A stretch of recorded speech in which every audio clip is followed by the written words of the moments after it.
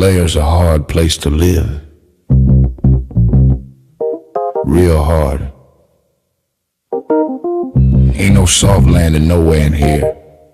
You either catch on quick, or this place chew on you slow. This life don't hand out directions. Just wait. Just pressure sitting on your chest every morning.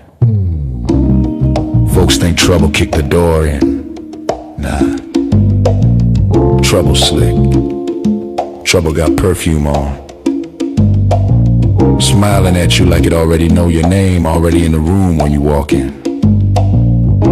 That's the slings and arrows, you don't hear them fly, you just feel that sting and wonder where it came from. Whole layer wrapped in dark mystery.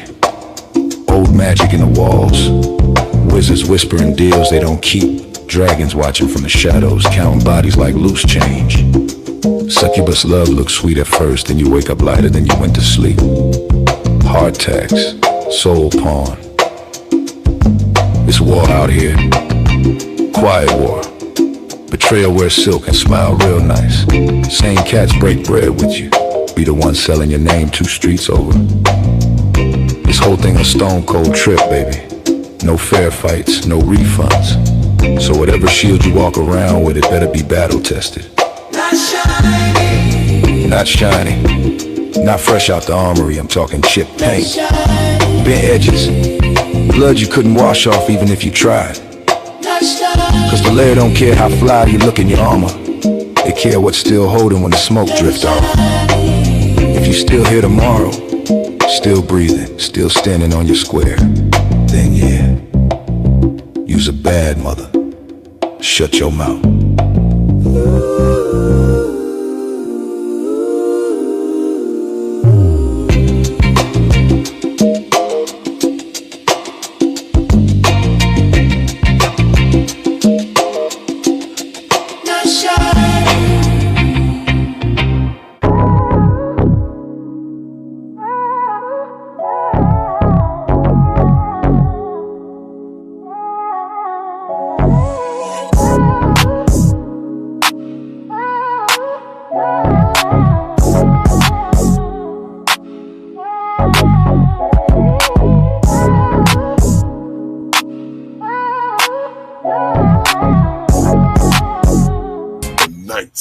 Layer.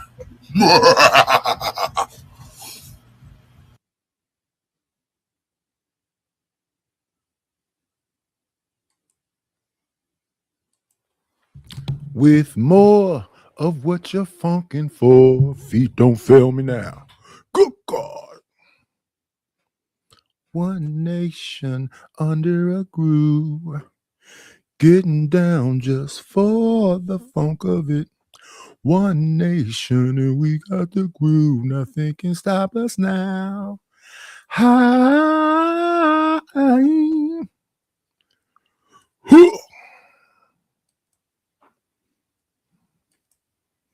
With more of what you're funkin' for, feet don't fail me now. Good God. One nation under a groove, getting down just for the funk of it. One nation and we got the groove, nothing can stop us now. Yeah, y'all. Let me see now. Where was I at? I'll turn up this a little bit. Go through some music before we get to the damn other stuff. Here we go. I'm going to start here, but set on all sides.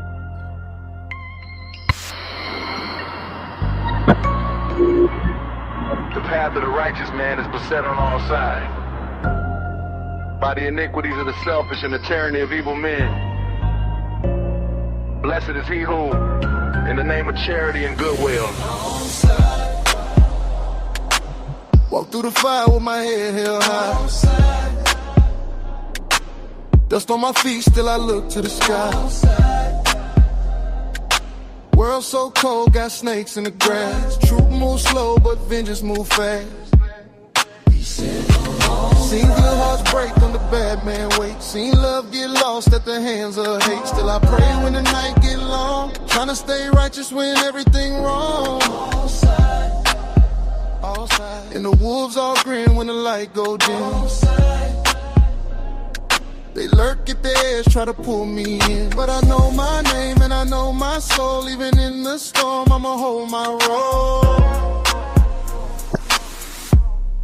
Sun on all sides, but I'm still standing. Pain in my chest, but my face still landing.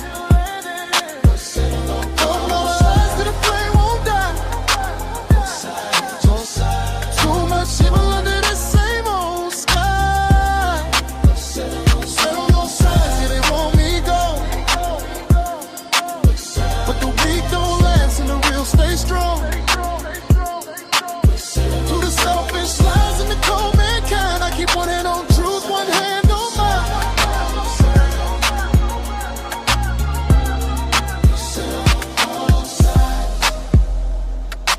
Everybody talk, but they don't bring peace. Too many devils dressed up like sheep. Smile in your face, then they sharpen they blade. Plot in the dark while you kneel and pray. I done been crossed, I done been betrayed. Still 10 toes in the mess they made. Heart got scars, but the spirit intact. Lost some love, but I'm building it back.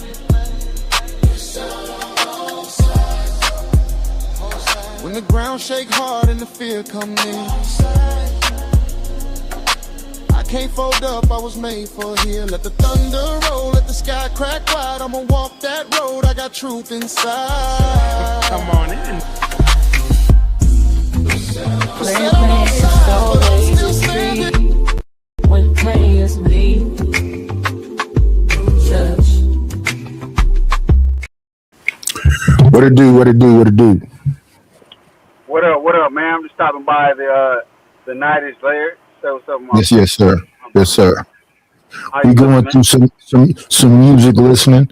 I'm Gucci. Hey, are you gonna join the competition on Saturday night? What time is it? Is it at nighttime? 8 o'clock, 8 p.m. our time. Okay. Yeah, I'll be over there.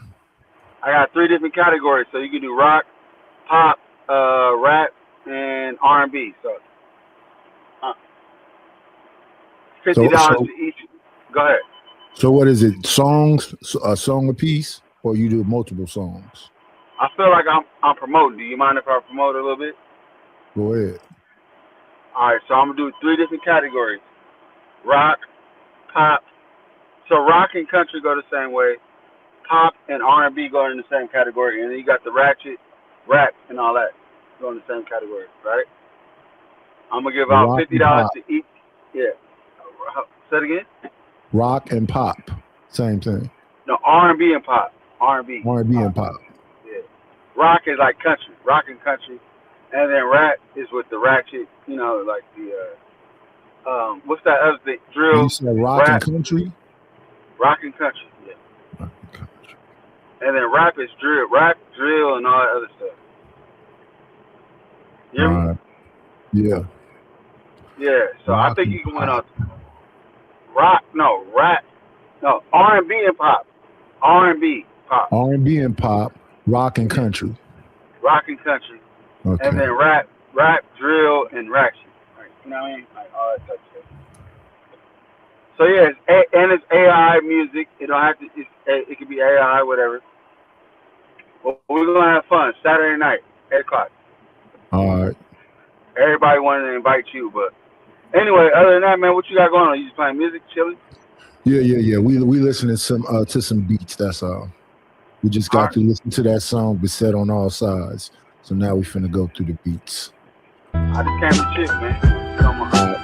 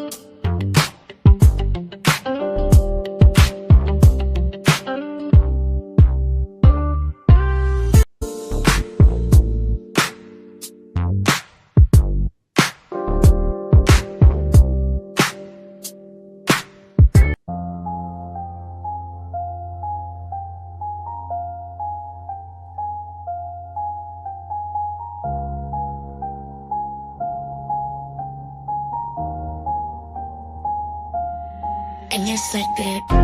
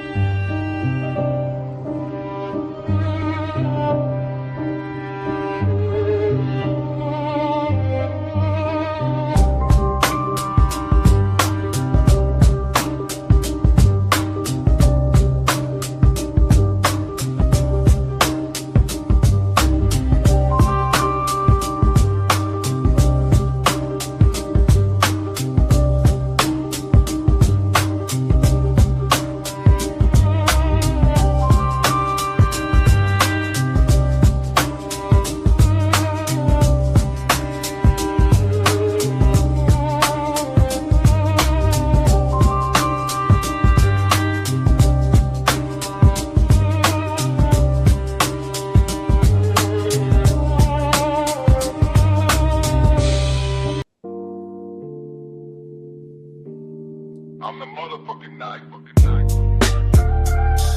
Yeah. Nightish. Rugged and right. A man's man. But the women know what time it is. I'm the motherfucking night, yeah, I'm rugged and right. Stand tall, chest out, built for a fight. A man's man, but the women want me. Late night glow, baby stuck on me. I'm the motherfucking night, yeah, I'm cut from the stone. Real life legend, I don't follow no throne. A man's man, but the women want me. Dark on my shine, yeah, they stuck on me. Heavy on the boots, hit the ground when I step. All gas, no brakes, I don't deal with regret.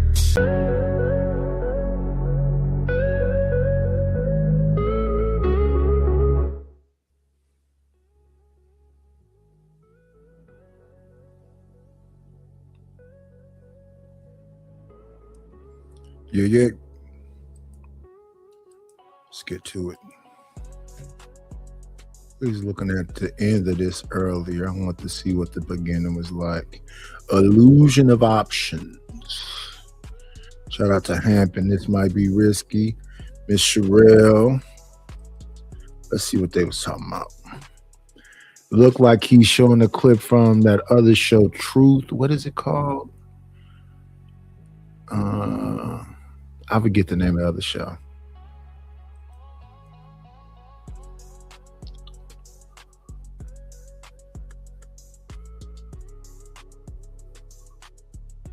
Let me see. Because I don't know my value.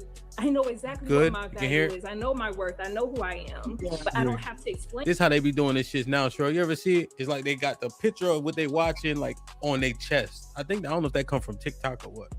It. My presence speaks for itself, and that's just it. But do you think that people? Do you think that people sometimes overvalue them? Talking about the moon and the stars, I'm bugging. I apologize. So I wanted to do this before we get to the topic that we got in the back of her, because if they don't know, you know what I mean? Like if they don't know, I want to really. You understand what I'm saying to you? So that's all that I ask. Like, just keep it real. I don't want to have to interject. Like, I want us to be 100. You ready? There it is. You in therapy or willing to go? Nita? Never been through anything. Oh, you want me to be tragic? You want me to have some demons or something? Thank you for doing that for me. And why did you pop? There's nothing wrong with going to therapy and talking to someone about your problems. Obviously, you have a lot. What up? Answer the question. I do remember this lady. I do remember this popped balloon.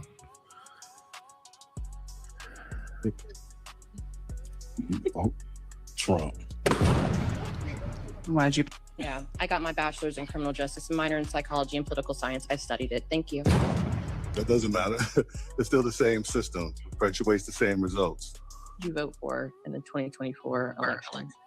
2024? As in last year?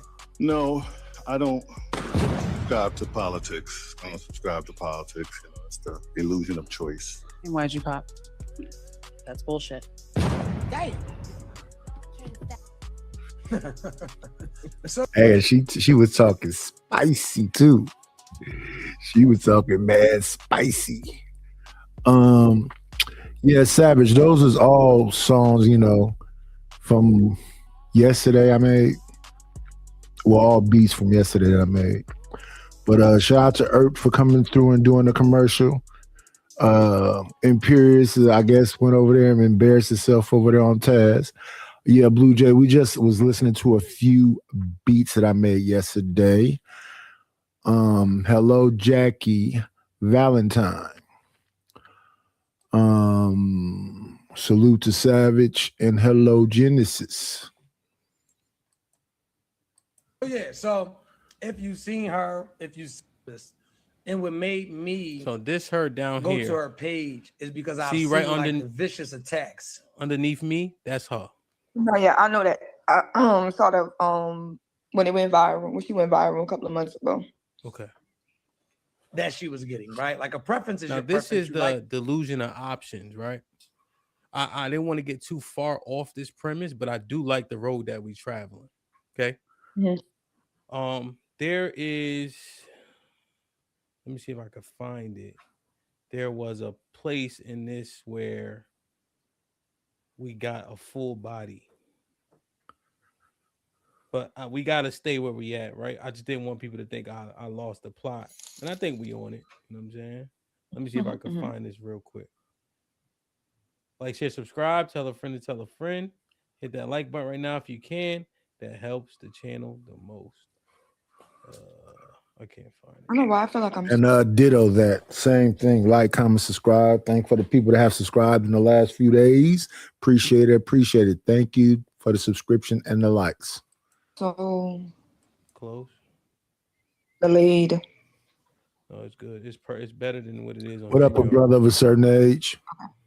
So I think that she's an ugly lady. The face is bearable. But this is the build, right? So this her. Mm-hmm. And this is what got me thinking about the delusion of options along with the show on Sunday or Tuesday, sorry. Okay. Now, before we fully dive back into that, we gotta, because it's only right that we go to the next thing when we keep talking about this unprotected thing. Now, you're talking about violence against Black women from the hands of Black men. You're saying that the rate on which it happens to Black women is exponentially more, considerably more than what white, Asian, Latino women are subject to. Yes. And that's like proven. Go ahead, talk your shit. Yeah, like in the top 10 reasons Black women die, homicide is in there. The homicide coming from majority Black males, right? It's not Black males in totality. This is what the research is saying. The research is saying the men that they're choosing to partner up with actually is the biggest threat. The last person to do you anything is a random man. The people who are harming them the most are, one, their intimate partners, two, their family members, like the cousins, the uncles, the dads, things like that. So just within that way. In other races of women, homicide is in the top reason they die. It's not. And they're being deleted, killed by the men that they couple with. That they're coupled with. So, now it could be the rangers are at the bottom of it. So does this go to the election process? What you mean? Is this the selection process, electing these men?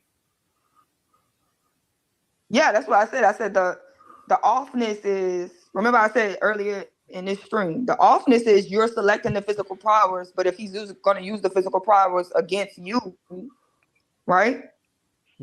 That's the component that you're missing, right? Because remember what I told you, I think thugs are more feminine than they are masculine. And I think that's why the women choose them, right?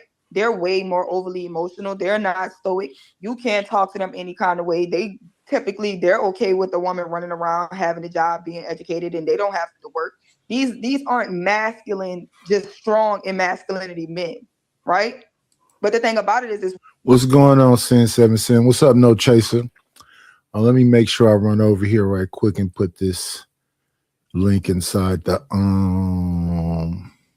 Discord. What the reason why we control men's emotions, because it's not that men don't have emotions. Their emotions are have to be controlled in society, because emotional woman will cry. An emotional man will kill you. Right? That would be the results, because it's a certain level of testosterone and tenacity that comes with being masculine.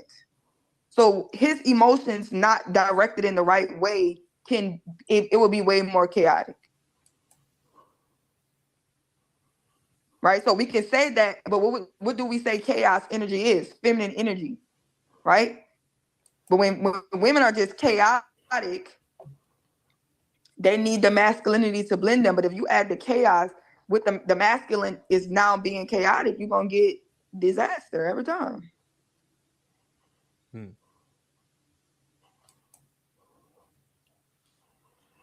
Okay. So even with the losing the jobs, even with the hospitals, with the birth things, it's so many different ways. The sexual assault, right? And this is not coming from Black men. This is coming from in the workplace. Black women are more likely to be sexually assaulted within the workplace, right? All of these things that are happening is happening to us. Our education systems, our programs will be cut first. But our jobs will be lost first. And there is no system protecting Black women, right? And other systems are protecting the other groups of women. Okay.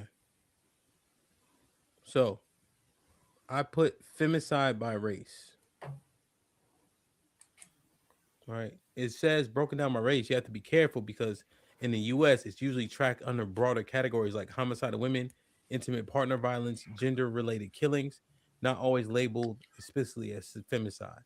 That said, the patterns are still very clear and honestly, they tell a serious story.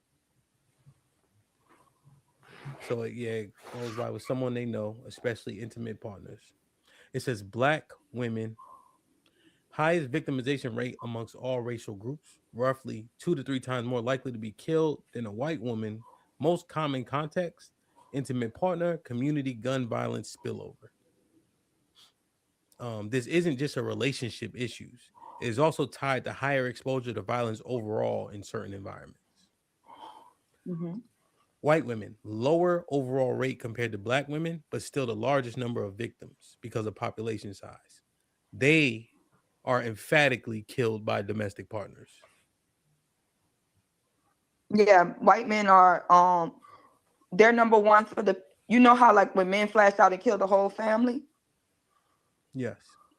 I forget what that's called. Chris I think Benoit. I forget. It's Benoit syndrome. yeah. So they're number one for that. So I think that this needs to be parsed out a little bit, right? However, again, when we go back to this selection process, you're coupling with people that you deem emotional. You know, how do we assess this?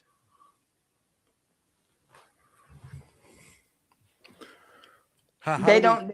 They don't. I say they like what they like.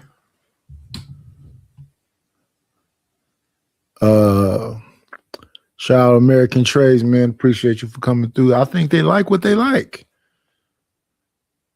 Folks be calling, these emotional men, these violent dudes, these dudes that can't wait to shoot and all. They call them, the elite. That's you'll have some people that tell you that that's the true masculinity.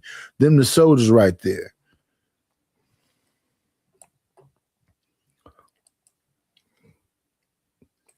And since it's the most masculine, it's supposedly the most attractive. That's them making that decision and making those statements. They don't know what safety looks like, and they're okay with not being safe as long as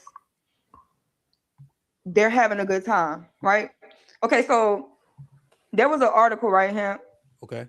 About a woman in Chicago. Okay. She had 6 sons. 4 of her sons got killed. Mm-hmm. The community raised money for her to move. She didn't want to leave the block. She didn't want to leave Chicago. She don't want to leave. She don't have no sons left. They all dead. They all got killed. You know how many times we tell people that they need to leave, they need to move, they need to be able to skedaddle? You know what they say? It's boring. Woo. Don't nobody want to live nowhere where it's boring. Don't nobody want. Woo. That's a fact. That's a fact. This, like I often say, there was the young impulsive me, and now it's the old, thought out, calculated me. I'm not trying to get into it with nobody. I'm not trying to be no place where the drama is, but if I am at the place where the drama is, I'm kind of there. I'm kind of there. Oh, that's who it was? Shout out to Mama Duck. Shout out to Mama Duck. Oh, yeah, that's Sherelle over there on This Might Be Risky. But yeah, I know people like that. They listen, if they hear it was a shootout at the club last week, that's a club they want to go to. They want to be where all the mess is. Oh, I'm just reading. I thought, yeah, somebody just said Mama Duck.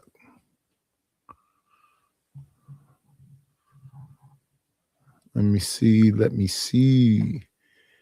You do this right here because it's only one way to come into the lair, and that way is like this. Come on in. Playing, it's always a treat when players leave.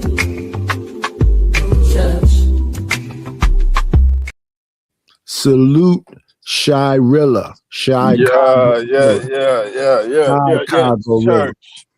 tabernacle, mosque, synagogue, all of the places of gatherings where the real players gather to chop up real game, man. Hey, I might have. Go ahead. No, I was just gonna say you might have been moving on to the next point. I gotta disagree with you and Sherelle on the piece where y'all are saying people actually want to stay in the hood and don't want to move. Yeah, not all. No, I ain't not even all. saying all. I'm saying majority. But the ones that I know that's about that life, they do be talking about being bored. They don't be trying to get away. But that's a minority of people. And everything we talk about in the streets is minorities. The rich dudes don't get everybody, that's a minority of dudes. The tall dudes, that's a minority of dudes. Yeah, that's a minority. The bad bitches, that's a minority of women. Everything we talk about here is minorities. I don't know, Nightish. I just, obviously there are people. Go ahead. You think the majority of people got bread? No. I'm not disputing that. I'm just saying the majority of people are not trying to go after the baddie that don't even like them. Oh, you know what? No. Let's say 100% I agree with you. Let's say 100% I agree with you. Yes. The minority that you're naming, what is their influence on majority of the population? So when you talk about the rich, we talk about the baddies, we talk about, so on and so forth. Well, what I want to say is that all of those people have an influence, or people would call the baddie in the place. Ted Turner didn't care that Jane Fonda was the niece of or the daughter of, or what her legacy was. His thing was, I'm Ted Turner. Burt Reynolds wouldn't. Well, somebody said that he did care that was Peter Fonda, whatever. Yeah, go ahead. Yeah, Peter Fonda and Jane Fonda. Yeah. But I mean, that Ted Turner cared. That's why that was a business proposition. But nonetheless, this is my point, because the people that have the mentality of I want to stay in the hood and this and the third, that's where we see most of the reported incidents happening, right? This is where a lot of people get their argument for black on black crime. Hey, but most of them Negroes, again, my family was working class family. We moved out of Robert Taylor's, which is one of the biggest projects that was in Chicago at around that time. Most people were moving out That's to the. where Corey Holcomb is from. He's from the Taylors. He should have stolen them. Yeah. Most people were moving out. My people moved out to Roseland, and then the white people that were in Roseland, they moved further south to what is that? South Holland. Well, my understanding, listening to 18th Letters, a bunch of that stuff got condemned. What, the projects? Yes. Yeah, all the projects are gone. Cabrini Green, Robert Taylor's, Otterbees, Icky's, ton of them. It's still some Henry Horner homes, I think, is still there, and the Dearborn is still there, but those are not high rise. Those are like low rise and row houses. But you talk about the good times, the Cabrini Green buildings, Yeah, all them joints are gone, fam. Yeah, so what we had here is gentrification, and what used to be projects are now condos. 1000%. So there's some now I got grass. You know, it's a horrible joke, but I gotta tell it because I always go ahead. Go ahead. They say where niggas stand, grass don't grow. So back you in say the that all the projects time. of the projects, it was all dirt. It was hardly anything growing over there. And if somebody saw a tree, they'd knock it down, kick it down. Richard Pryor said he did it because he used to get whooped with a switch. So when he see a tree now, he snatch them up out the ground. So now it's beautiful trees, beautiful grass, and some people are coming back, but they coming back to something that is not the hood.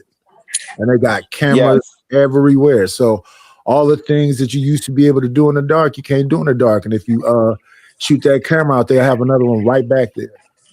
Yes. So all the things folks used to be able to do in the 80s and 90s, can't get away with it no more. And here's the thing, Nighties, they pushing all those niggas. So all the people that say, this only a point of contention I have with Sherelle, because even in Atlanta, I see it. When I was just down there in Atlanta. Hey man, no, they are moving Negroes out of the city. They are coming back to get all of that property, and they charging double. So like even on 43rd, even on 43rd here in Chicago, man, them jokers.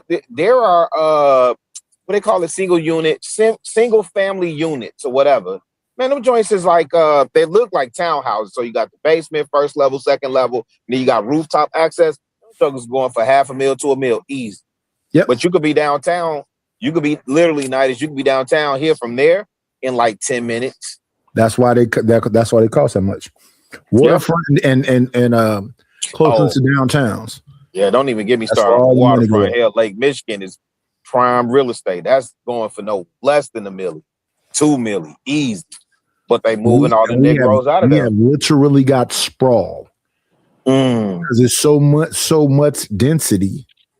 And like in the morning when you go to work, it's crawling. You can't move. Oh yeah, it's a parking And lot. after work, it's crawling. You can't move because the whole Embarcadero didn't have nothing there. Is now full of apartments because they're on the water. Yeah, when I was just down there in Atlanta, man, they we was on a Saturday at 9:00 at night. It was a parking lot on 75, 85. Man, that junk was crazy. Parking lot, and then even I was telling Wifey, I said, "Oh no! I remember the back street. I could take this street over to Nah, ain't nothing moving. You backed up there too. And what's happening is they moved, or again, they're moving the Negroes out. And they pushing them out to the suburbs. And so now you got to come into the city we was there for an event. So now you got to come into the city for events. And anyway, it's insane, man. It's insane. So, but I do believe, Nightish, honestly, even those people, the decent people, and you're right, it is a minority of people. I just don't know that they have that big of an influence over the rest of the influenceable, if that's a word. The thing is that those older people might not necessarily be a part of that lifestyle, but what they do is they enable it. No, I agree with that 1000%. So we got some grandmamas that take care of the neighborhood that'll take all of them in and let them smoke weed in the backyard and all other stuff because she just don't want to be alone. Yeah, no, I agree with you that. And think she's a cool grandma. Yeah. The so-called good people enable a lot of this stuff. No, that's fair. Now that part is fair. In terms of the grandma trying to be the cool grandma, you know, and they know they can go over to her house and they can package, you know, and I don't even know what they're selling. They ain't even selling like real dope. They selling like pills and stuff right now. Oh yeah. That and that's what I'm saying. All those things of old that people try to make seem like, because I was talking to somebody, I forget who that was, and I said, I don't think there'll ever be the teenage kingpin like it was in the 80s or whatever. I think that's over. The teenage king, yeah. Because somebody was up here earlier talking about it wasn't no. I said yes, it was. Most of them people was kids that y'all don't understand when y'all be talking about Gen X. By the time folks got 18, 19, they had a little bread, but they started when it was like 12, 13 in the street. Yeah, cats don't know. Yeah. And if you look back at these stories, even when you look at Freeway Rick Freeway Rick is old now, but he been in jail for 20-something years. So when did he go? He went when he was like 20-something, right? In fact, even your revolutionaries and all that other stuff was all young folks. So them student Negro, what was it? Oh yeah. All I mean, you got to think. revolutionary was kids. Yeah, I mean, Fred Hampton was, he got out of here at 21. You know, and think about the impact and the legacy that he left. We still talk about him to this day. But yes, also to your point, when you think about Hoover, I don't know how old Tukey was when he went in. When you think about Hoover, you think about Jeff Ford, you think about Mickey Cogwell, all these the are young here. people. Yeah, These they was young young. Yeah, they was young forming these situations, and then you put they was in there getting football numbers, so of course you're gonna get big as a house. But then think about the dope dealers around that time, and you putting thousands of dollars in the short. My block was a Neutron block, and the GDs came over there from 110.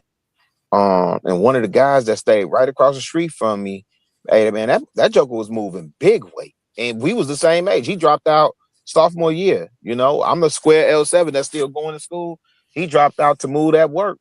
Now you talking about. I always call that the tortoise and the hare. Yes. Oh, 1000%. I mean, we who's that? Aesop Fables, all those stories. But I'm saying that to say. No, but what I'm saying is he may have been the man back then, but you slowly. Yeah, we switch places now. Yeah. Yeah. And it's crazy. Me and him had that conversation. Like, man, I wish I would have kept my head on straight, because it was a silent competition. What people from the outside looking in, he would get all the females, within our radius, within, Finger, Harlan. These are all high schools. Finger, Harlan, Corliss, Julian, like all those high schools within our proximity. Yeah, he get those. I was in Hyde Park. I was blocks away bringing bad chicks back. Where you meet her? So you understand what I'm saying? Like and I worked for my money. So it wasn't that much of a distinction, other than when he wanted to trick on females, he could. Fair enough. Right. But now we have reverse roles. And the other thing I was going to say, Nice, before you keep it pushing, putting thousands of dollars. I mean, we was like 16, 17, 18.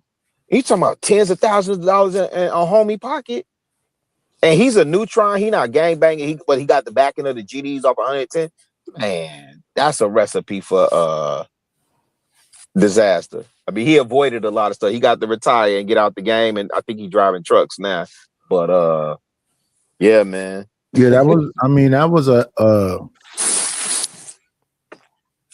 hell of a time, the whole thing about it. But to look back on it now and see that there's nothing from it. Not a detail shop, not a car wash, nothing. Laundromat, no nothing. It was like that was a time, and it went.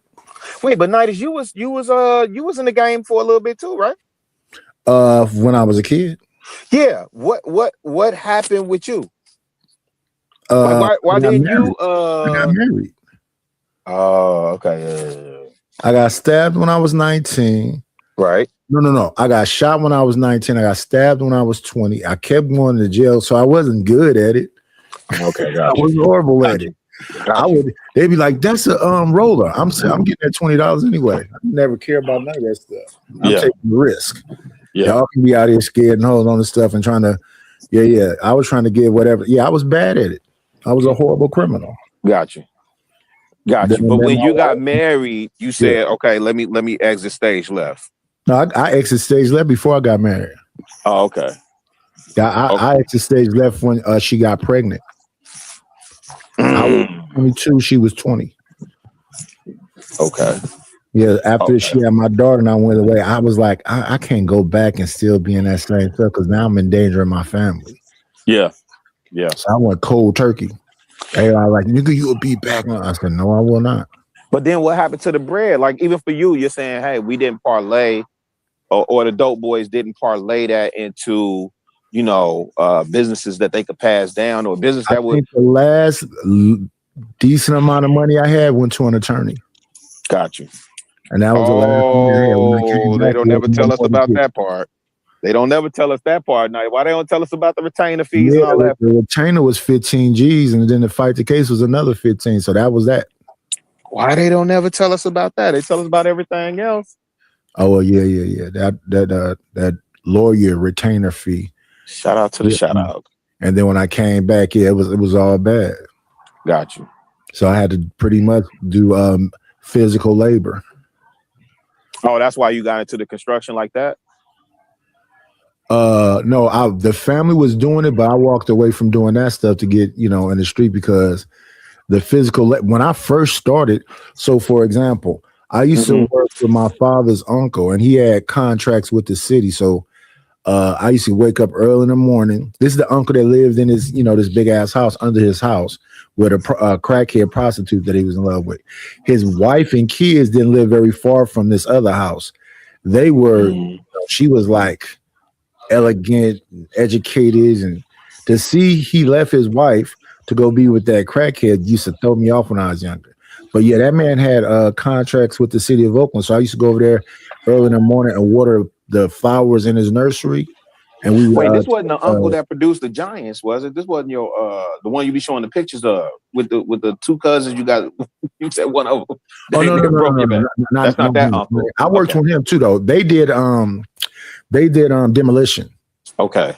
And they got like scrap iron and metal and stuff. So we used to spend a lot of time at Schnitzer's selling copper and brass and stuff we took out of house.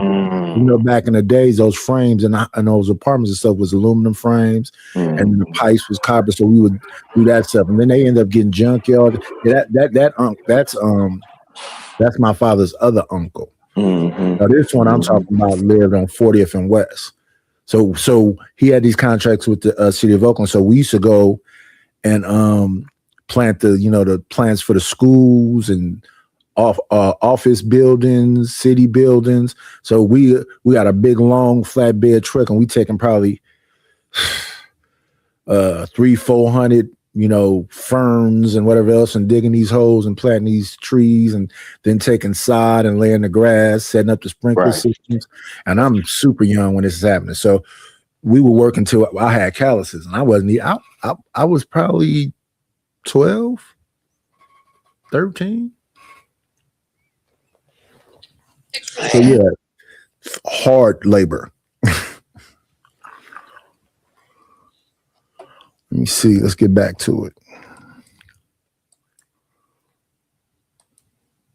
Want to live nowhere where it's not in the mix. They will avoid safety if it's not cool. How honest can you be? You know the club gets shot up all the time, but you still there. Yeah, because that's they local club. They got to go back to the local club, but I had to, have the King's entrance. So let's hit him up with his King's entrance. Let's turn this up. Bam. Yo, the one. Yeah. Best. I'm gonna know love. King repeat, one in a layer. Big sound, big smoke, big style in the air. Stepping clean, yeah, the whole thing rare. Him boy, pin the fire everywhere. King repeat, one in a layer. Big sound, big smoke, big style in the air. Stepping clean, yeah, the whole thing rare. Him boy, bring the fire everywhere. Walk through the doorway, fresh from the gate. Whole room shift when the king vibrate. Shoes them clean and the chain them blaze. Everybody locked in when they touch the place. Smoke curl high, baseline roll deep. Sound system alive, now nobody wants sleep. Gold light flash when they pass through clean.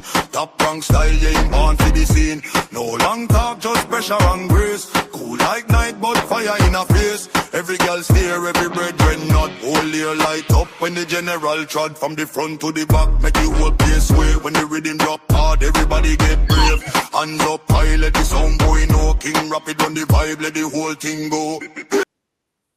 Shout out to the King in the building. Shout out to the King in the building. Shout out to Rabbit Woman. Hey, that's fire. That's on some more Bogle and 99 sin. Yeah. That's that heel toe action. I was saying, I don't know what button I clicked and made myself drop off. I was saying, God dog, I feel like I'm interviewing you now, but I did have one more question.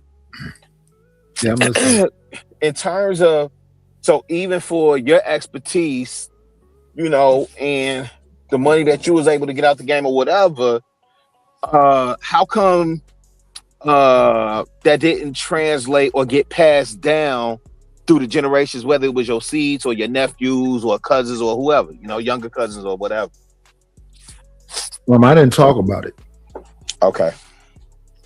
Yeah. Then when it was talked about, and they try to confront me about it, I'm like, well, I don't even know what the confrontation is. You could have asked me. I could have told you when you got to a certain age, but when you was younger, I wasn't trying to bring that to your here because I'm not trying to normalize it and make it seem like the thing to do. Yeah. I didn't even talk about it. And when they talked to me about it, they was trying to, say, well, we heard you did this. And it was, I said, because of what they heard. Oh, yeah. That's the worst. Yeah. It's okay, though. It's all right. No, indeed. Is, what do you know me for? Yeah. Yeah. So cool, you heard about what I did when I was 14 to 22. I would really say from 10 to 22, but 14 to 22. What's the point there? It was before any of you were born. You have never seen, nobody coming in here doing that. You ain't never seen no negative actions like that. You don't hear talking about it is a badge of honor. So what's the point? Yeah, understood. So yeah, that was pretty simple. No, I mean, they could try to drag it, but I don't really care about dragging. I came on here and talked about it. It was probably my first video.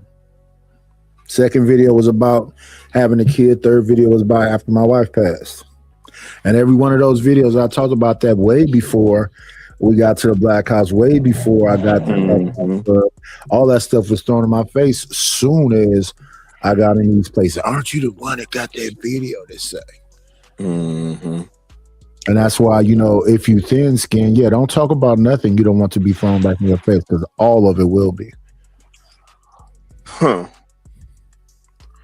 That's interesting. The DJ gets shot up. But that's the case. If you talk or they saw something on here, I mean, that's why people keep dragging a lot. They didn't drag everybody up. Yeah, that's what I thought you was going to next, like with all the commentary and drama that's been happening in these adjacent spaces later. As of late, not later, but as of late with stuff you put online. Hey man, yeah, it's still there. To go back and look at them videos. Yeah, and hey, was that you up here talking earlier about people that got stuff in their phone from years ago? It's like, why would you have? Yep. Like, why would you have that? So you put it up and you think you're gonna delete scrub. No, them people done clipped it. They already got it saved and they waiting on the opportune time. Yep. They Hassan Campbell in you. That's a fact. Dang, shout out to Hassan. So look, you playing we on Bomb Channel and she's saying something to JP about something, and he went scrolling through his phone. I'm like, you gonna scroll down to something from 3 years ago, 4 years ago? How's it? I guess you got multiple phones and you're just keeping them with that information, because that's the only way it makes sense to me. Diabolical, G. Because I think you were saying, and I just had to do this with my phone when I was in Puerto Rico, but he was like, man, I purged my phone. I'm like, yep. Shoot, for me, I mean, sometimes you run out of room, so I have to purge it, but I don't even be running out of room. I just don't have that. I really don't talk that much outside of this YouTube space. Mm-hmm. Like, you need to have some friends, you need to this, and it's just a little, because what I come from, it's just a little too much drama, and I really don't be caring about all these different. I remember being in the street and we had to know everything about everything, and everybody had to talk about everybody, and it became a drain to me. I'm not a lady. I don't want to gossip. So now I don't know who's really doing what. So, if that's whatever kid or whatever, I don't know. Yeah, that's fair. And this is in my city, and he's on these, but I don't know. I don't know what the newest gangs is. I hear about it on YouTube. This gang is this, and these gangs come together, and this is this, and what else. Nice. What do you think about it? Is it horrible? Is it scary out there? Maybe it's me, but no. People still catching the bus. People still catching the BART, which is Bay Area Rapid Transit. You gotta on a bus to go to the station. Yes. Yeah, but people still doing that. They're not. I mean, you gotta walk and sit at the bus stop. Yeah, same up here. I mean, it's this. I think if you was up here, Nighters, you would feel the same way. Like it's the same. Like it's your city, and you know what I'm saying. You not new to it, you true to it. You understand what I'm saying? So yeah, from the outside looking in, oh, this, that, and the third happening. But those areas where that stuff happening, I know where that's happening. I'm not even over there. Yeah. So I don't know what y'all acting But scary for. even some of the places they say all this stuff is happening at, I've been there too. It depends on what family member house I'm at determines what store I may be going to. I'm not finna go all the way to Costco or Safeway when I'm at family member's house. I'm probably gonna go to whatever the local store is. I'm gonna be at Booker's. Like, oh, Booker's is so.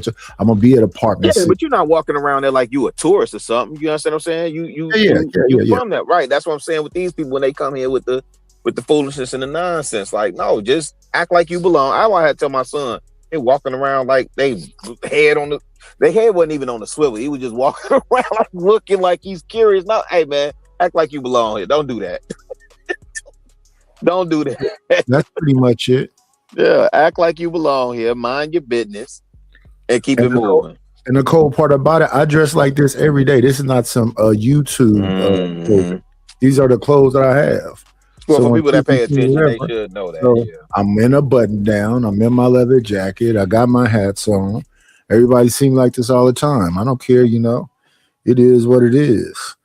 Somebody say, why you walk around? I'm like, why you feel like you supposed to? That's another one that be throwing me off a little bit. Why do you think you got to be dressed in black and fatigued like you and actively in something? I'm not wearing I don't have no Nike Tech, nothing. This is a joke when you see this little avatar. Sir Knight, where is it at? Let me see. Yeah, I know which one you talk about. With the Pooh Shiesty you got on. This is a joke. This is a joke. At best, I've had a damn face mask during that time, but I don't walk around like this. And I'm kind of a colorful person, so my clothes are, colorful. And I'm like this when I'm going to the community college and everything. So it is what it is. And then I didn't realize that the community college was pretty much jail. I'm talking to, part of my probation I have to go do. Like, how many jailbirds is at this school? Then I'm listening to a condition of my welfare is I got to come here and learn something. I'm like, so is a whole school like welfare people in jail? The community college. I'm ignorant to it all. I'm just walking down there. So it is what it is, man. Indeed. I know you got to get back to the video. I just wanted to ask that last question. I felt like I was interviewing.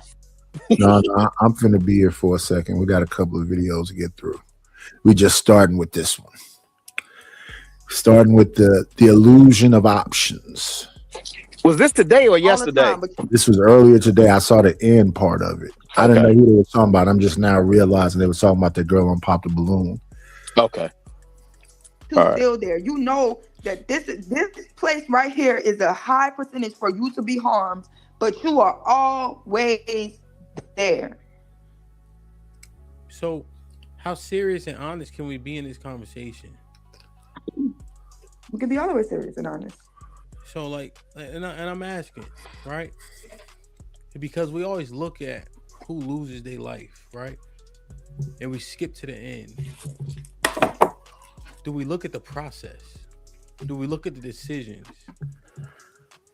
Or is it instant victim blaming?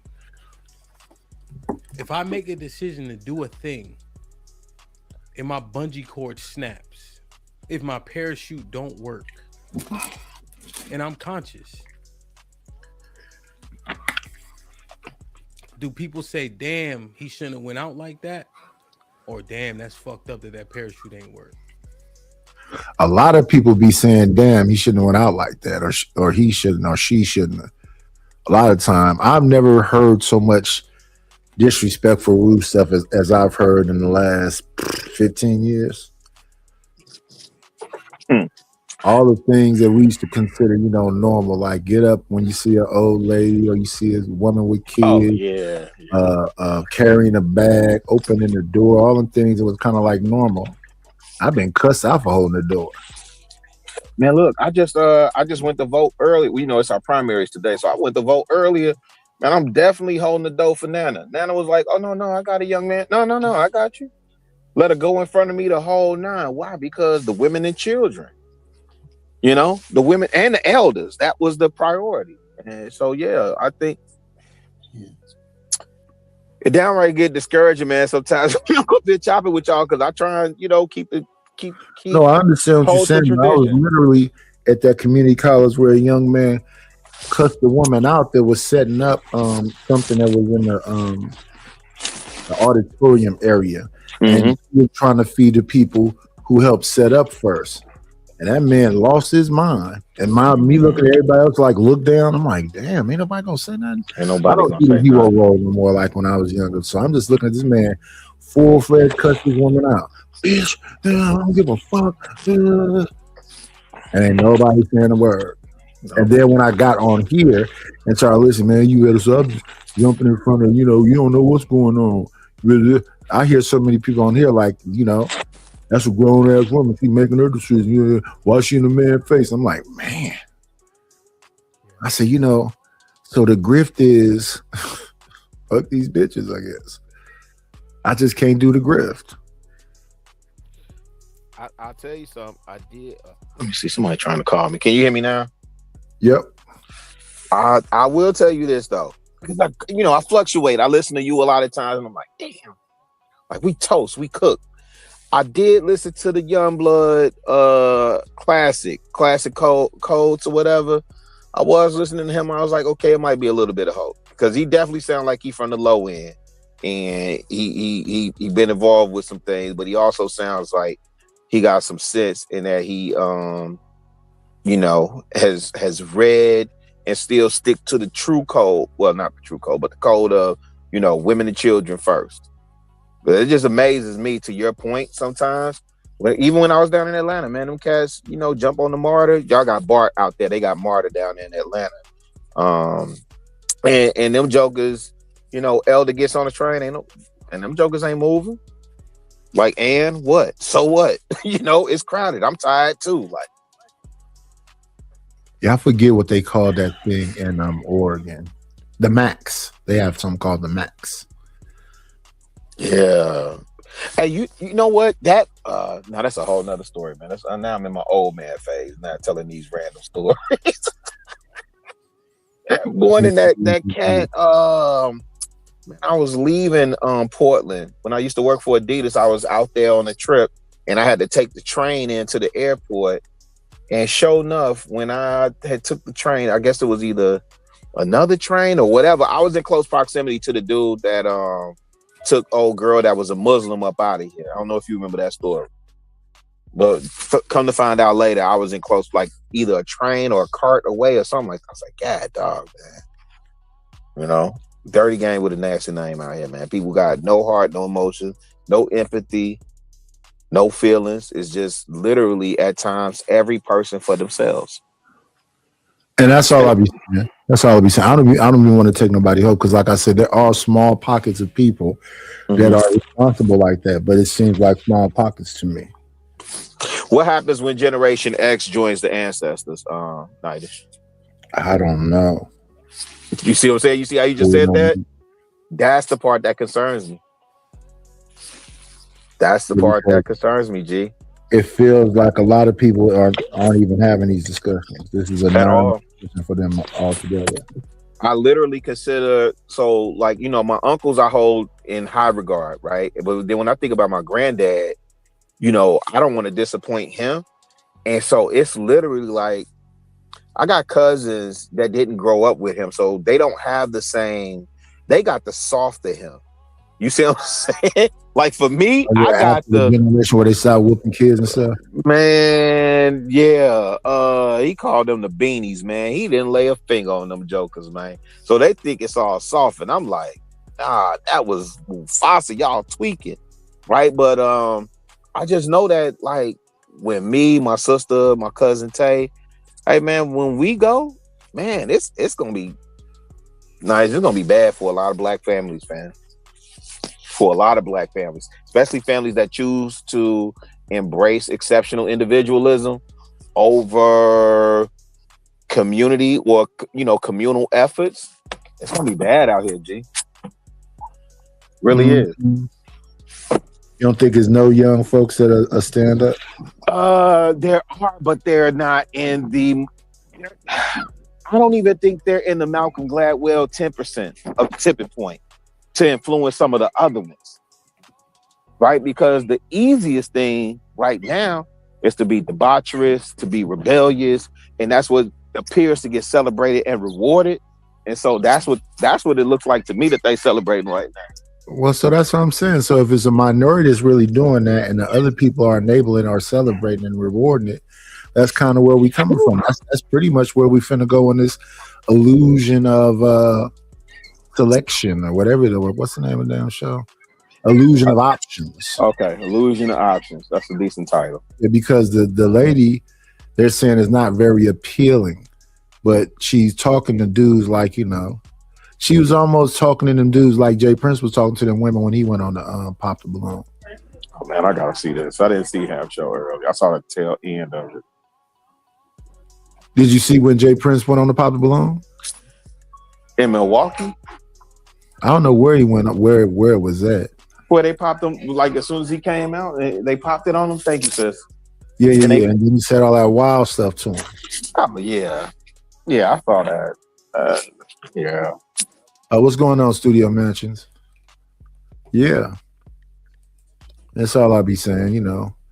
Look at what we doing. They're gonna say Diamond's fucked up that the parachute didn't work. Why? Because it's a sport. Because it's something, right? Black people, we love to take people. You know what I'm saying? Somebody driving a car, a nice car, and they looking flashy and they get robbed. Well, we don't care about the thief. We don't care about correcting people. We don't care about correcting people who harm people. But we do care about making sure that the people that get harmed understand that it was your fault you got harmed. Your woman gets raped. Why were you dressed like that? Why are you outside dressed like that? That's what the slut walk is about, right? So we'll make sure that the accountability is going to be on the person that gets harmed. When a man gets to a certain level of success, why are you buying food in the hood? Why are you posting your look? Why are you going live? Because regular people living their lives have to be so on guard because there are bad people trying to come around and harm you. And we don't address bad people enough. We just address the people. That's the thing about my family. Me personally, I never posted stuff live while I'm in restaurants, whatever else, because, you know, I don't want to just, you know, but I go visit my cousin and everything is we on camera. We on Facebook. Yeah. I'm getting the picture. Yeah. So if you don't want to be on live, you can't go hang around her and her family because this is all finna be documented. You went out in the door. You can't hear me? What does that mean? You can't hear me? Check. I hear you. I can hear you. Check. Yeah, Nighties, that's me or that's you? You went out? No, can you hear me? And I see Nightish on camera, man. If y'all can hear the sound of my voice, man, make sure y'all send some contribution for the Box Wine Fund. Make sure you hit the like button. Make sure you subscribe. Make sure you hit the bell notifications. Make sure you're doing all the things as we rebuild this channel and proceed to give you what you need in 2026. Yeah. Nightish, I can hear the music. I just can't hear you. Yeah, I'm talking now. More of what you're funkin' for. Who are getting harmed to make sure that, hey, you shouldn't have your location on. Oh, you shouldn't have wore that chain. It's always going to be correction for them. Yeah. Because those are the people that are Nope, now I can't hear Sherelle, and I don't know if the audience can hear. So if I'm in an environment and I don't tuck my chain, I'm going to say, damn, I should have tucked my chain. If I don't got the hammer on me outside and I get caught lacking, I got caught lacking because I understand the rules and I'm around people who are misbehaving, psychopathic, sociopathic. I'm the one with sense. So I'm the one that you can reason with, and to be reasonable, right? To the reasonable makes the most sense. That's just how it got. It makes the most sense to you as a reasonable person, right? But the people who typically do that, you know what they do? They're the people that look down on niggas in the hood. That's the ones who start to separate themselves. That's the ones who don't want to help niggas. That's the ones that we want to call Uncle Toms and coons and all of this shit. When people start to recognize the behavior patterns of certain groups of people in certain environments, it say, that's them niggas. Them niggas is like that. When you black, you a coon. When you white, you a racist. When you other racist, you're a racist for calling out the bullshit that we see, right? But it's happening and it's not gonna stop happening. Yeah, okay, I understand. And people who get smarter will remove themselves, and everybody who don't want to get smart will be displayed. You will be. That's wild. Anybody in the chat, put a 1 in the chat if you can hear me. Put a 1 in the chat if you can hear Sherelle. Test. Put a 1 in the chat. I can hear you now. Put a 1 in the chat if you can hear Sherelle. Anybody, No Chaser, Rapid, Sin, Studio, anybody, testing. Put a 1 in the mute. chat. Hear us. Huh? She on mute. Sherelle pause. You gotta I know pause. she on mute. I'm trying to see if they can hear. Okay, No Chaser put a 1 out there. So yeah, they can hear. Okay. All right, heard. My bad. To display, to show other people why they need to remove themselves. But we all have a role to play. You choose what role you want to play. Are you going to be the one screaming and hollering in front of the other people because you touched the stove, and that lets everybody else know I don't want to touch the stove? Because if that's who you need to be, then that's who you will be, right? We had a generation of women who were married, right? And maybe they took whatever reason the next generation, because why we never talk about how the fact that majority of these black kids that come from 2-parent homes, they be the leaders of single parent homes. They jump right out of 2-parent home and say, fuck that legacy, right? Because that's what happened. We're talking about millennials, right? But baby boomers started that wave. Baby boomers started the baby mama, baby daddy train, right? They said we was too young when they was marrying us off at 15. My grandparents was married off at 15. And then you know what we had? Teen pregnancies. Well, but the people, I mean, that may have been true 60 years, 70 years ago, but now damn near everybody born out of wedlock. So I don't know if that's the gravy train anymore. No, you saying initially somebody that came from a 2-parent home had to start the trend. Yeah. Somebody who came from a 2-parent home, they generated us. Right? Because the generations before us generate us. So a bunch of 2-parent home people generated a bunch of kids out of wedlock. Then we had the women who had all the children as teenagers, and we watched them be on display. They even put this shit on MTV. Bet you we not dealing with teen pregnancy like that no more. They making it, broadcasting this baby mama thing. More women every day are choosing to say they're either not having kids out of wedlock or they're not having kids at all. We have never seen this influx. We think that it's not happening, but the numbers are showing the birth declines. The birth rate isn't climbing the same, because people are putting the dysfunctions on display, and it's giving people reason and to remove themselves. But the dysfunction gonna be there. Interesting. So what are they actually having to come to? Our good brother that made it to the build on. Let's make sure we pull him up. There's only one way to come in the layer. Come on in. Playing, it's always a treat when players leave.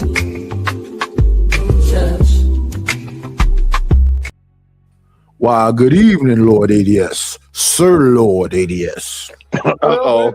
What up at Chicago? Uh-oh, Kentucky in the building. Uh-oh. What up? Uh-oh. Wait, he from Kentucky? ADS, ain't you from Kentucky? Am I off on that? Born and raised in Henderson, Kentucky. Spent about 10 years. I thought he was a tether. You're not a tether? No, sir. No, sir. I mean, listen, Lord ADS, forget yeah, me. I was just through there, ADS. I was just on 65 driving through there. Or something. You thought he was in a retrend? You tweaking, night. Yeah, you tweaking, brother. I spent my summers in Chicago, Illinois, up north. No saying. I just drove through Louisville. Sure enough. Sure enough. I just drove through Louisville, man. I get tired of that bridge every time I'm going to Atlanta or Nashville, fam. That bridge when you leave Indiana and come into Louisville, and they got that doggone toll, and they don't tell you it's there until you get the bill later. Brother, there's ways around that bridge, though. You know what I'm saying? Yeah, I saw that too. It takes me 30 minutes out, so I don't want to, you know. But shout out to you, famo. Yeah, brother. You was down here a couple days ago?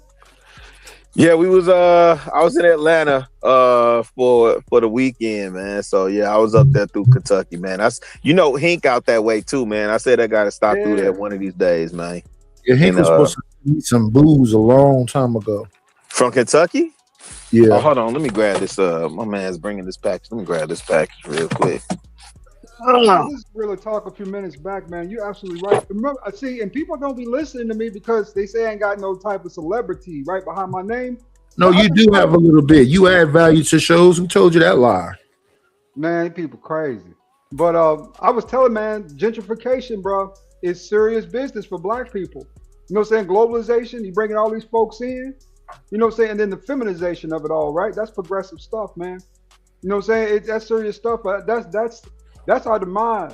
Well, but aren't you a part of the famo that don't want to get married? You just want to crush it? Hell no, man. I've been trying to get married now, shit, the last 10, 15 years. Just ain't found nobody trustworthy enough. You know, these women ain't trustworthy out here, bro. They ain't loyal. They ain't faithful.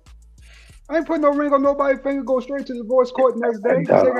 Take half a little bit of stuff I got, but yeah, I'm up. ADS said these pros ain't loyal. Hey, Nightish. Yeah. Nightish, for point of clarity, real quick, because she said boomers. So, and I'm way too old for this. Boomers is the generation before us, right? And then the generation before the boomers is the silent generation. Yeah. My father's silent generation. My mother's a boomer. Was a boomer. Yeah, my mom's is okay. My mom's and then will be included in that generation. I think so the boomers years older than my mother. So that's interesting though, because it was the boomers that saw the silent generation and rejected that notion. Is that what you're saying? The silent generation were the kids. They had to create child labor laws behind. The silent generation had no toys. Remember, the silent generation treated the boomers like little brothers and sisters because they never felt like they had a childhood. So when you start talking about people who had no childhood, that would be the silent generation. That would be the silent generation. So what they did is they overcorrected when it came to their kids. So they to the boomers. They spoiled the boomers. So a lot of time when people are upset with the boomers, they're upset with the boomers because the boomers were kind of spoiled. Those were the parents that was really like being friends with their kids. So the dads were kind of like they say, you know, kids are to be seen and not heard and whatever else. Yeah, but they didn't live long because they were trying to give them everything. So the reason why Big Mama had the house is because, you know, Granddad didn't live that long. I never saw none of them. I'm gonna be honest with you. I think these people just look for somebody to blame for bad decisions the whole time. You know what I'm saying? Everybody got too loose. Nobody thought about it was bad decisions. I mean, no. I'm talking about, you know what I'm saying, listen to Sherelle and them, man. To me, it's just a series of bad decisions that keep making bad decisions, right? That come to this. You know what I'm saying? I mean, what you know why the silent generation and those people like the boomers marriages did work for a subset amount of time? Because they were mostly arranged for the most part. You got my parents met at their parents' party. You know what I'm saying? They was 14, 15 years old when they met. They said it was at their parents' party. You know what I'm saying? That's how they met. They went to a room and it took them almost, so it took 3 or 4 people coming in to get them to get out of there, right? Because they stood there talking so long and just dancing, enjoying the night. You know what I'm saying? Well, that's a blessing that you even know that. You know how many families don't talk? Really? Yeah. Because see, when you so my father's a silent generation, so he's a much older man. So his attitude was the attitude of, kids to be seen and not heard. So he almost was grunting when I was younger. He didn't tell me nothing. So I remember I used to talk about this story where I lived on 40th and West, and I was coming home to what is like it's a garage and then a little part in the back where the hot water heater is and all that. So like a utility closet. So I used to live there. He was managing that property and properties. So he used to always tell me when I was younger, we're going to the boss's house. You know who the boss was? I ended up finding who the boss was. Who? My great grandmother. No. So I used to wonder why I used to be over there. She had an organ in the living room. Everything was covered in plastic runners all over the carpet. So I used to always go and play this organ. He used to tell me, leave the organ alone. She said, let that baby play that organ. Leave him alone. I'm just thinking this is, his boss. I didn't realize who she, look, when I found out she was my great grandmother at my wedding. When she came to the wedding, she said, come here, baby, give me a hug. I'm like, oh, why is your boss here? Really? She said, why are you calling me the boss? Because your grandson, your grandson didn't tell me you was my great grandmother. And then I started seeing all the people around her and whatever else. So now I'm 24 when I find this. I'm like, what is that about? Why wouldn't you tell me that was my great grandmother? And whereas my great grandmother on my mother's side, everybody said, who this is. So on my mother's side, I knew all this, but on my father's side, I didn't know hardly half of them people. I knew my aunts because I knew my grandmother, and everybody used to be at her house when I was little. So when I was like 10, 11, 12, 13, 14, we always would congregate over there on the weekends. All the aunts, all the brothers. So it's 5 boys, and I want to say 8 girls. So it's 13 of them all together, counting my father. So my father's family knew each other well, man. They just throw barbecues on the weekend, man. Beers, goat, all that good stuff. Chicken on the grill. We all chill out. Get your piece of chicken, get your piece of goat. Yeah, they never crossed paths when I was younger. My grandmother on my mother's side, and even my grandmother sister side of the family didn't mess with us. They had some kind of light skin, dark skin thing they was going through. Because my grandmother's sister, Doll Baby, was a very dark skinned lady. Now we used to go visit Doll Baby, but Doll Baby never visited us. And that side of the family didn't really come around either. My daddy's side is the high yellow mixed niggas, the barges type with that curly hair and all that good jazz, those pretty boys type. Yeah. And on my mama's side, they the black people. They the real black people. We talking about dog, right? Yeah. You know what I'm saying? So between the two, they would talk and consort all the time, but they, the one thing I loved about, my grandparents is they was cool. They didn't care about that light skin, dark skin stuff at all. You know what I'm saying? Man, there was an issue in my family. They didn't care about it at all. The whole thing about fair eyes and good hair and all this BS. What's going on, Governor Ryan? What's going on, Robert W? So that used to be a thing when I was younger. I used to, that used to bother me when I was a kid. I used to and I'm not light complected. I'm brown pretty much. So I wasn't really light skinned, but to them I was. And they used to have discussions about me and the family around us. When I look back on it today, you are not supposed to do that to children. Man, that's one thing good about the country life, man. Black is black. You know what I'm saying? When I was growing up, black was black. You know what I'm saying? No matter what your features was, if you was a black man, you was a black man. That's all that mattered. Because at the end of the day, that's how they gonna treat you. Right? Outside of us, that's how they handle us. They don't care about all this crazy, you light skin, you dark skin. They see a black man, you know what I'm saying, in whatever form he's in, and they treat him as such. So I don't understand why we do this within our own selves, within our own community. It's crazy. I don't know, but I remember them telling us when we were super young that, my 2 brothers was going to have to protect themselves extra. They was going to have to be, do something 10 times more than somebody else. They used to tell me, they used to kind of like shoot me to the side. You little fair skin, got nice hair, pretty eyes. Someone going to take care of you. I'm like, how are you telling a 9-year-old this? An 8-year-old? So whenever it was like events, they would take my brothers and them like, yeah, we're gonna take y'all to Great America because we know society is gonna be mean to y'all. You'll get your benefits later on. I was What? a fat kid with freckles. I knew wasn't nobody gonna take care of me. I knew that from the jump. You was a fat kid? Fat kid with You freckles, bro. starved. Yeah. You was skinny. We were tiny. But no food around really. And you know, back then. So that's what I liked about going to my father's mother house. You was gonna eat there. You was gonna eat there. They had a My people always freezers and a garage full of cinnamon rolls, sodas. That grandmother, you was gonna eat. Yeah, I mean, my people always had crazy food. They went deer hunting, fishing all the time, man. We Yeah. got hogs, bro. There was always food in the refrigerator. If there wasn't no food in the refrigerator, there was food in the freezer. They take go get something out of the freezer. Yeah. No unthaw it. Yeah. So all the kids is there. So it's like a potluck. It ain't nothing but a bunch of stuff that once it cool off is gonna be gelatinous because it's ham hocks and chitlins and greens and cornbread and pies, and every weekend was like a holiday. We'll start off over there early and we'd probably get sandwiches and then get kicked out the house, go play in the yard or in the street while they in there playing pity pat and tongue and drinking and listening to blues. Or we was designated to the garage. They would leave the front garage open. But you wasn't gonna be in that main house until it was time to get that pallet put down and everybody lay on that floor and go to sleep. Nah, man, for me, I spent weekends over my grandmama's house. My granddaddy told me I was his favorite even as a child. I remember, man, waking up to Saturday morning, man, with fried rabbit and eggs, you know what I'm saying, homemade biscuits, bro. I remember them days, bro. That rabbit we used to stay over there for the weekend. getting in the morning.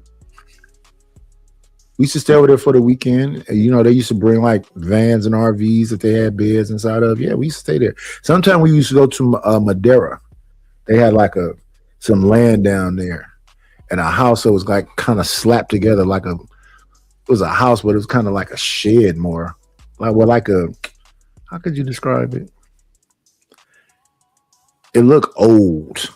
It was kind of slapped together. It wasn't, you know, the best. Then a few years later, they bought a bigger house down the road from, because I remember walking to get to the other house, the one that was more modern. So yeah, man, big family. And then once my grandmother passed away, they split into two factions. Like a lot of them say with this auntie in the group, and others say with this auntie in the group.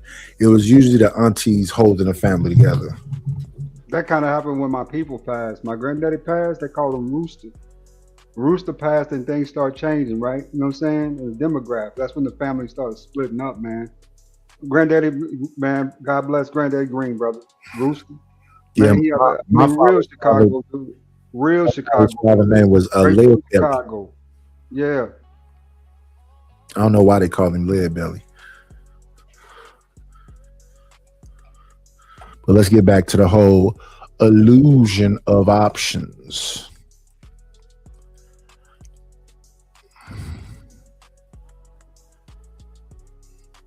Yeah, we want to get up here to when the peep it. Shout out to Sherelle. It's kind of the sentiment, but this is the thing. I don't understand why it's a perfect time for women to explore their freedoms, right? Mm-hmm. They're gonna have to handle the consequences severely, right? Mm-hmm. And y'all are still trying to jump in and save them from themselves. I believe that everybody that needs to self-destruct needs to self-destruct in front of everybody so that people can learn. Mm-hmm. Am I off the panel now? No, you good. You just fix it. I got you. Remember, I told you they had the team mobs. Mm-hmm. We're not doing that no more. Mm-hmm. People are gonna learn from your mistakes. People are gonna learn from the mistakes of others, and those are the people that need to move out and move up, and they will. Because you can't control them. You can't tell them nothing. You gotta let them burn. And it's funny how y'all want to correct the majority of them if y'all still saying the majority of them. It's, you know what's crazy though? As harsh as that sounds, that kind of is what it is. No, I don't believe that. I think the vast majority of people just You don't misguided. think you gotta let them people go? I think there are certain. I think there's a good slot for the group who just really misguided, man. Because you got think about this. Think about what they've been through, right? As people, you know, what I'm saying raised in single mother households, raised by Yeah, we are. So let's stay right there. I was raised in a single mother household. So I mean, Nineties. Most people don't have the capacity to overcome those type of factors and trauma. what is it to overcome though? It's about finding your path, right? With no guidance. That's what it really comes down to. Because we're underdeveloped, right? And home training is out the window in a lot of black households. Ain't no home training there. It's just them learning upon the way as they you know what I'm saying, how they figure it out. You know what I'm saying? So there's really no guidance there for those people, man. When things fall apart for a lot of them folks, man, they don't know what to do. They just panic. You know what I'm saying? It starts to form in kind of animalistic, primitive ways, right? Because that's all they know to do versus no saying there's a slot for them, especially a slot for the black women who can be salvaged. That's unfortunate. That is truly unfortunate. But yeah, I thought when I got this place, I got cousin. Everybody be talking about they ain't got no place to go and whatever else. We could all live up in nope. Nope. Brought my brother here, nope. This man went to jail for 3 months and came back and was like, you know, I don't owe you for them 3 months. What?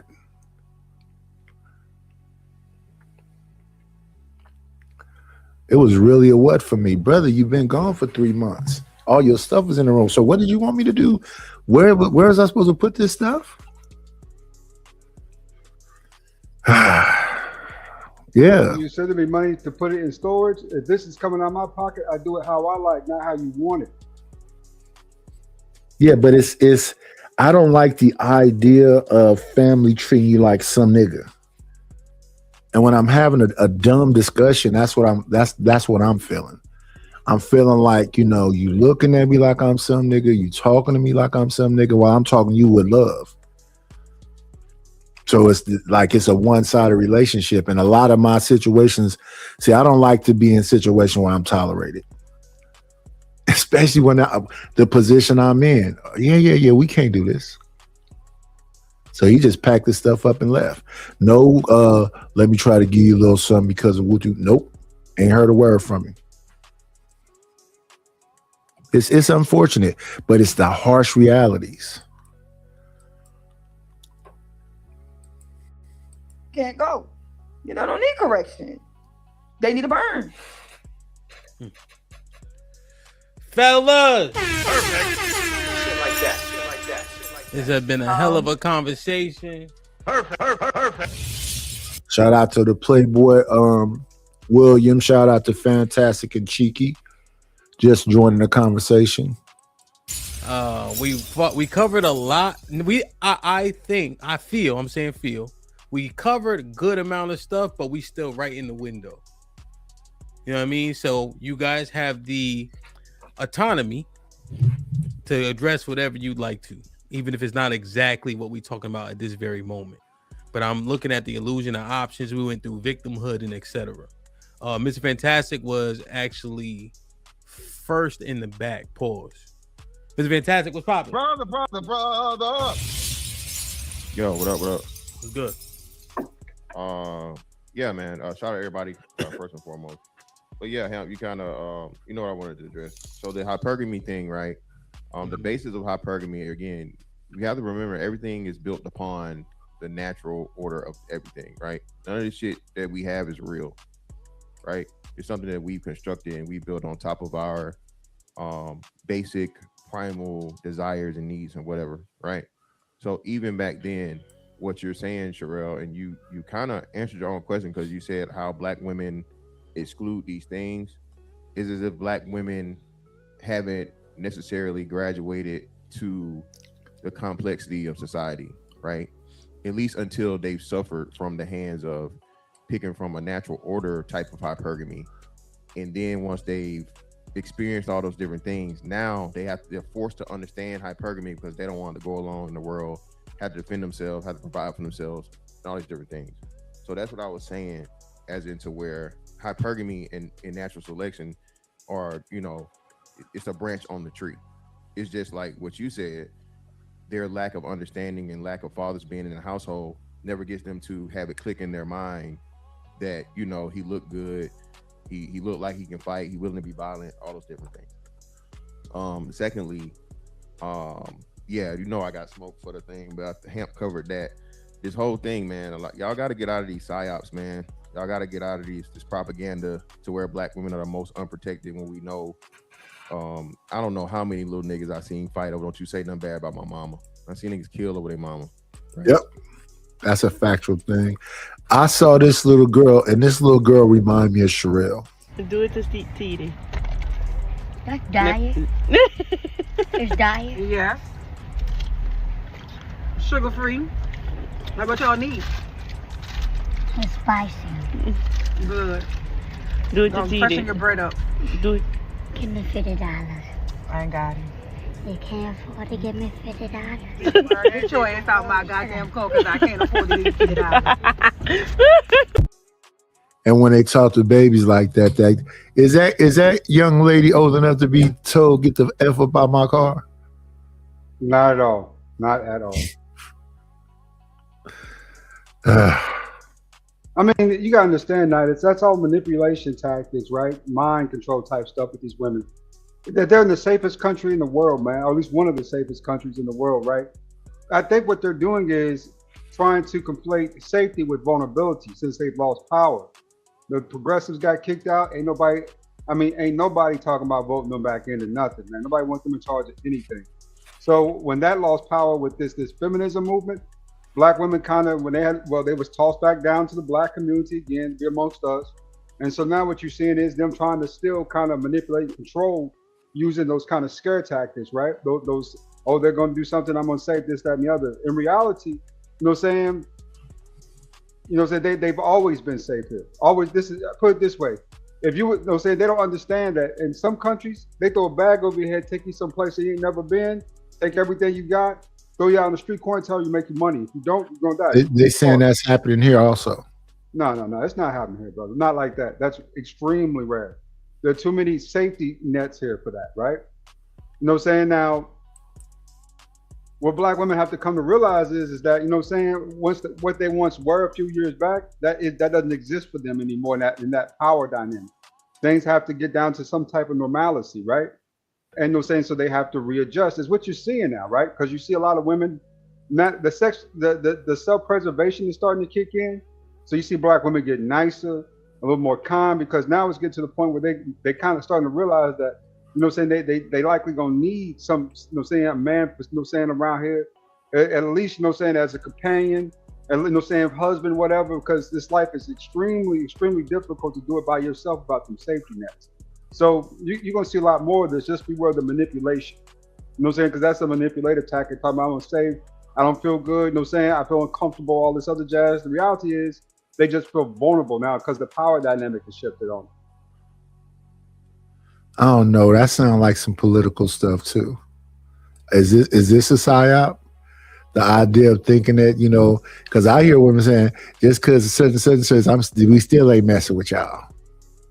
I mean, they say that with their mouth, but the actions tell me different. You know what I'm saying? When I pull up now, I got a whole lot of highs and hays. Before, I got a lot of dirty little cringes, things of that nature, you know, right? Oh, they're saying, I don't mess with black, you know what I'm saying? I don't like light-skinned dudes like that, you know what I'm saying? This, that, and the other. Now those same women are ones waving at. Saying, hey, how you doing? Current conversations. Because at the end of the day, now it's become a need. Versus before, this is what was occurring for many years. People weren't choosing out their core values, because most black folks don't even know what their core values are or what core values really are, right? Only they know is the money piece of it. They don't understand the character, the other stuff that goes into core values, morality. So what they were doing was choosing their preferences and looking for those core values in their preferences, right? The people they wanted to be with, the car they liked, they were looking for the stuff they needed in the car they wanted. Versus now they're looking for what they need, you know what I'm saying, first. And if it has a few different features, or that person has a few features they like, you know what I'm saying, they're likely to select that, you know what I'm saying, that particular car, that person now, because they're putting the need, they're prioritizing because of self-preservation. That's a major difference in the philosophy and thinking, right? It's the readjustment And the shift that should have happened probably 10 years ago is now occurring now. Think it's gonna be successful, or will they just learn how to live together like the Golden Girls? Extraordinarily. I think they hate living with each other. See, that's one thing I think we don't realize. They hate living with each other because that is just pending doom and failure. Have you ever been in a house full of women who can't find men?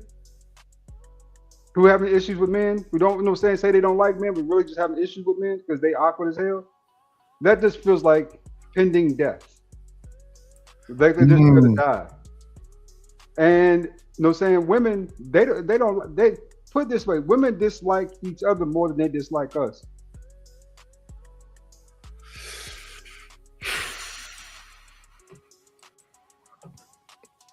I don't know, man. Yeah, we need more women over here to tell us is everything. Look around, Night. Now you see, I'd say two or 3 years ago, the same women, who were super combative, super feminist, about black men. We don't deal with black men at all. We don't want this, we don't want that. Kind of oppressive towards you, right? Super oppressive in a lot of ways. Now those women are shifting. Unfortunately, a lot of those women are 40 something.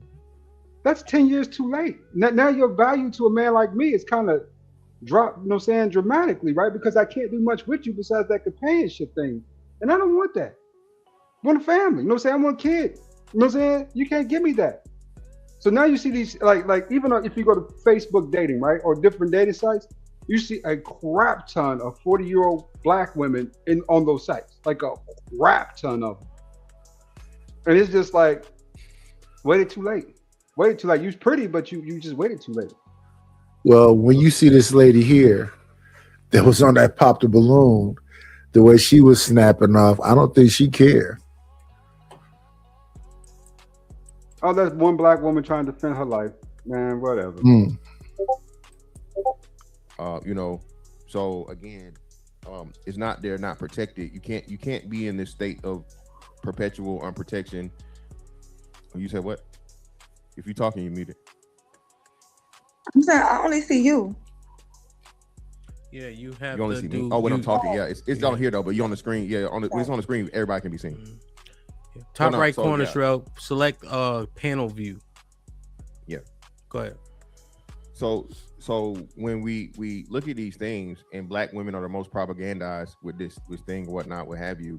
Again, if you're picking the violent men, if you're picking these men that are going to, delete you at a higher rate, who's the problem here? People are who they are. POS niggas gonna be POS niggas, regardless, right? So, but if you have this affinity for the POS nigga and the violent nigga that like to whoop on women, what you think the end result's gonna be? Same thing, and it only gets worse when y'all start dealing with these damn studs and these pretender niggas, right? I don't know what you're finding for, it's true, right? So remember, black women have the highest rate of that too. So black women have the highest rate of LGBT and bisexuality. That's a whole nother part that never gets talked about, right? So being that we know that lesbian relationships are the most violent and black women have a higher of that, nobody ever talks about it though. I've covered at least 2 stories about where this girl was dealing with a pretender nigga, and she killed this woman in front of her toddler. I think she was either like 2 or 3, but that don't get talked about. Y'all only want to focus on the men. When if you want to go by the per capita rate, right, the lesbian is far more dangerous because there are a very, very low number of lesbians. If we wanted to do it by weight, right? But just those 2 things. I'll let those 2 close games and come back to it. Instead of the per capita with that one. Huh? I said it'd be the volume more than it'd be the per capita. That's why they don't focus on the lesbians, because I think they're a very small percentage. Exactly, that's what I'm saying. Heterosexual. But that's what I'm saying though. So you can't do that. You can't jump between per capita on one and then switch the volume on the other. If you're gonna use per capita, you gotta use per capita. And if we go doing per capita now, the lesbian rate is exponentially like 100 times, because we know they're like, a percentage point of what the total population is what I'm saying. But this is what casually and happens, right? So I got this song right here I played earlier. And this is what it sounded like when I'm listening to this story right here. The name of this song is called Beset on All Sides. I'm going to play a little piece of it. A little bitty piece of it. Let's stop the loop. And let's go to the song. Let's stop this. Let's turn this up. This song right here, I think, is befitting for what Fantastic just said.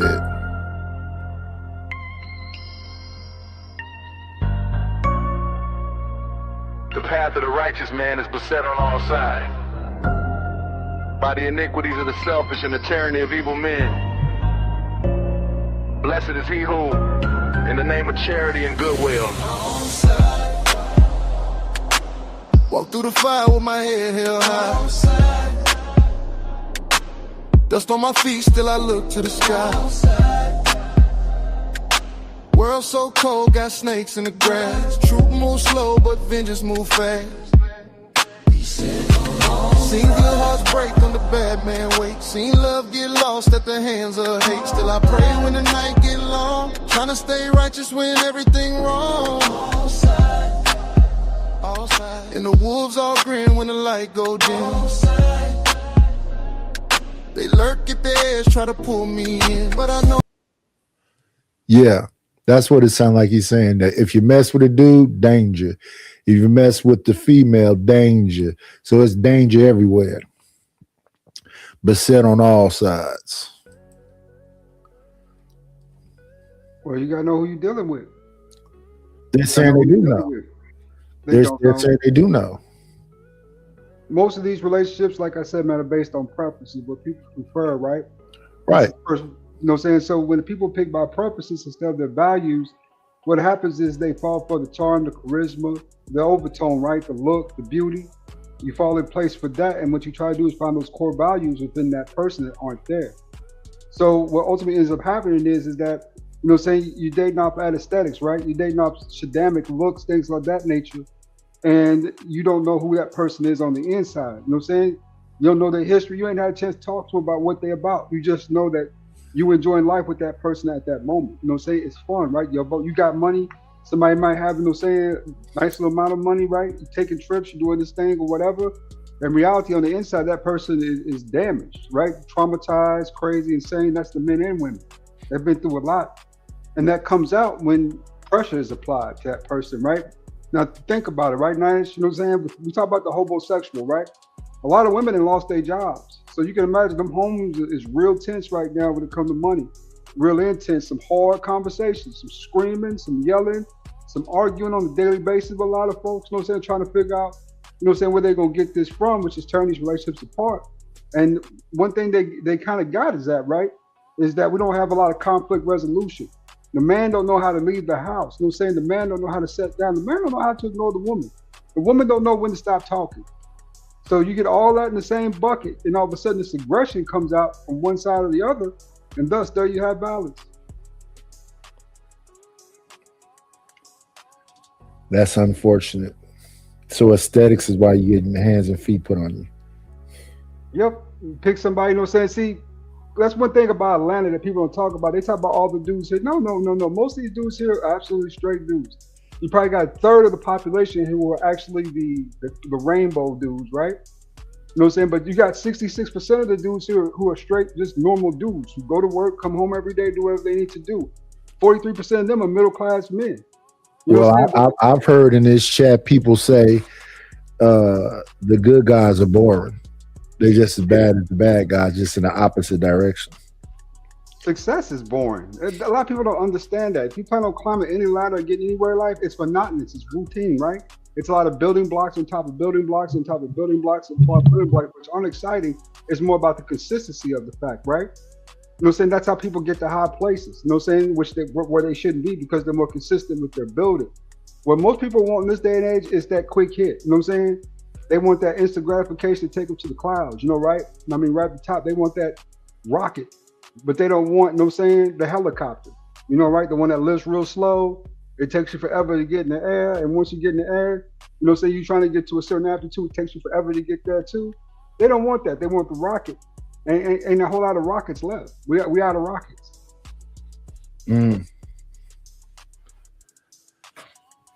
Reality. Let me see. Let's turn this down. I hear more. As always, y'all, like, comment, and subscribe. Please support the channel. Hit the Cash App. Hit the PayPal. The things are scrolling on the bottom. Because nobody wants to bring light to, that lifestyle and those group of people being violent. No, So yeah, black men just they continue to get are better. violent. What I'm saying is that we're not going to do it per capita because it's just that's not where the majority of black women are doing. The majority of them are not gay. They're just not. It's less than. Yeah, like, you're missing what I'm saying, but the other brothers can get it. I'm not missing what you're saying. Why would we talk about what's happening in lesbian conversations when we're talking about? Guess what? All the lesbian conversations that we can talk about, black women, are never a top reason that other black women die. It's not a top 10 reason why black women die is by the hands of other black women. Top 10 reasons black men die, other black men. Top 10 reasons black women die, other black men.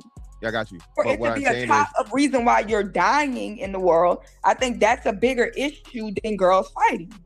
Yeah, but then you can't go to the per capita argument, right? So that's what I'm saying. It's still being a per capita argument because way more black people die from heart disease than die from gun violence, right?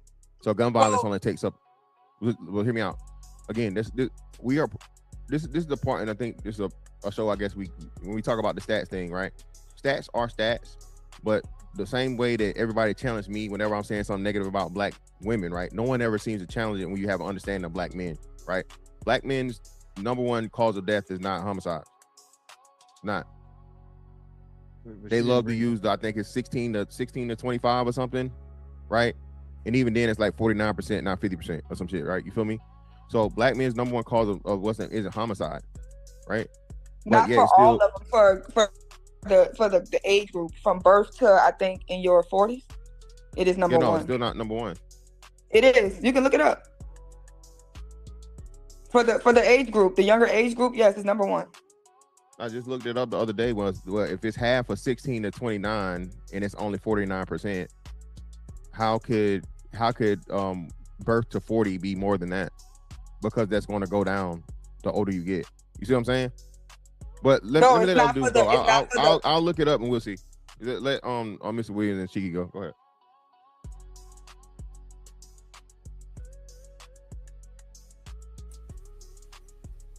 Cheeky or Mr. Williams on one of y'all two. Gotta go ahead. Mr. Williams, what's going on?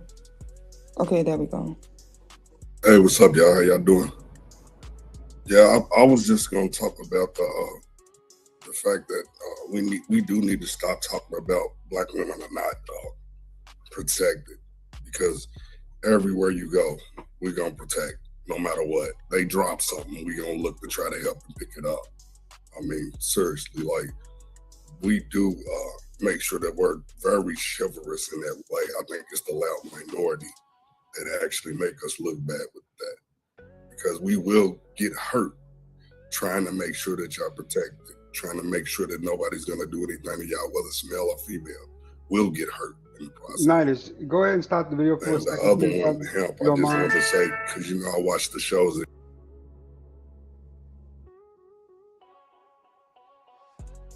The leading cause of death for men under 50 is suicide. The leading cause of death for black men is heart disease. Let me see if I can get those in numbers though, right? Or numbered out, which one? Okay.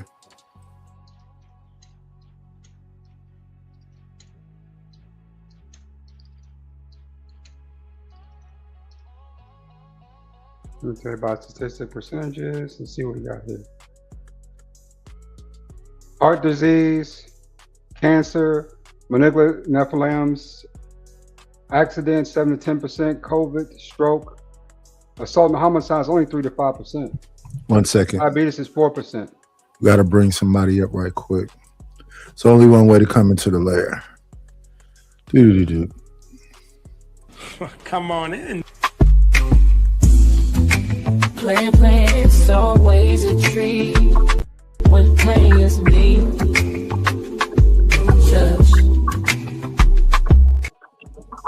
What up, True? Salute to the night. What's going on? Salute. Can you run out those numbers again, Lord ADS?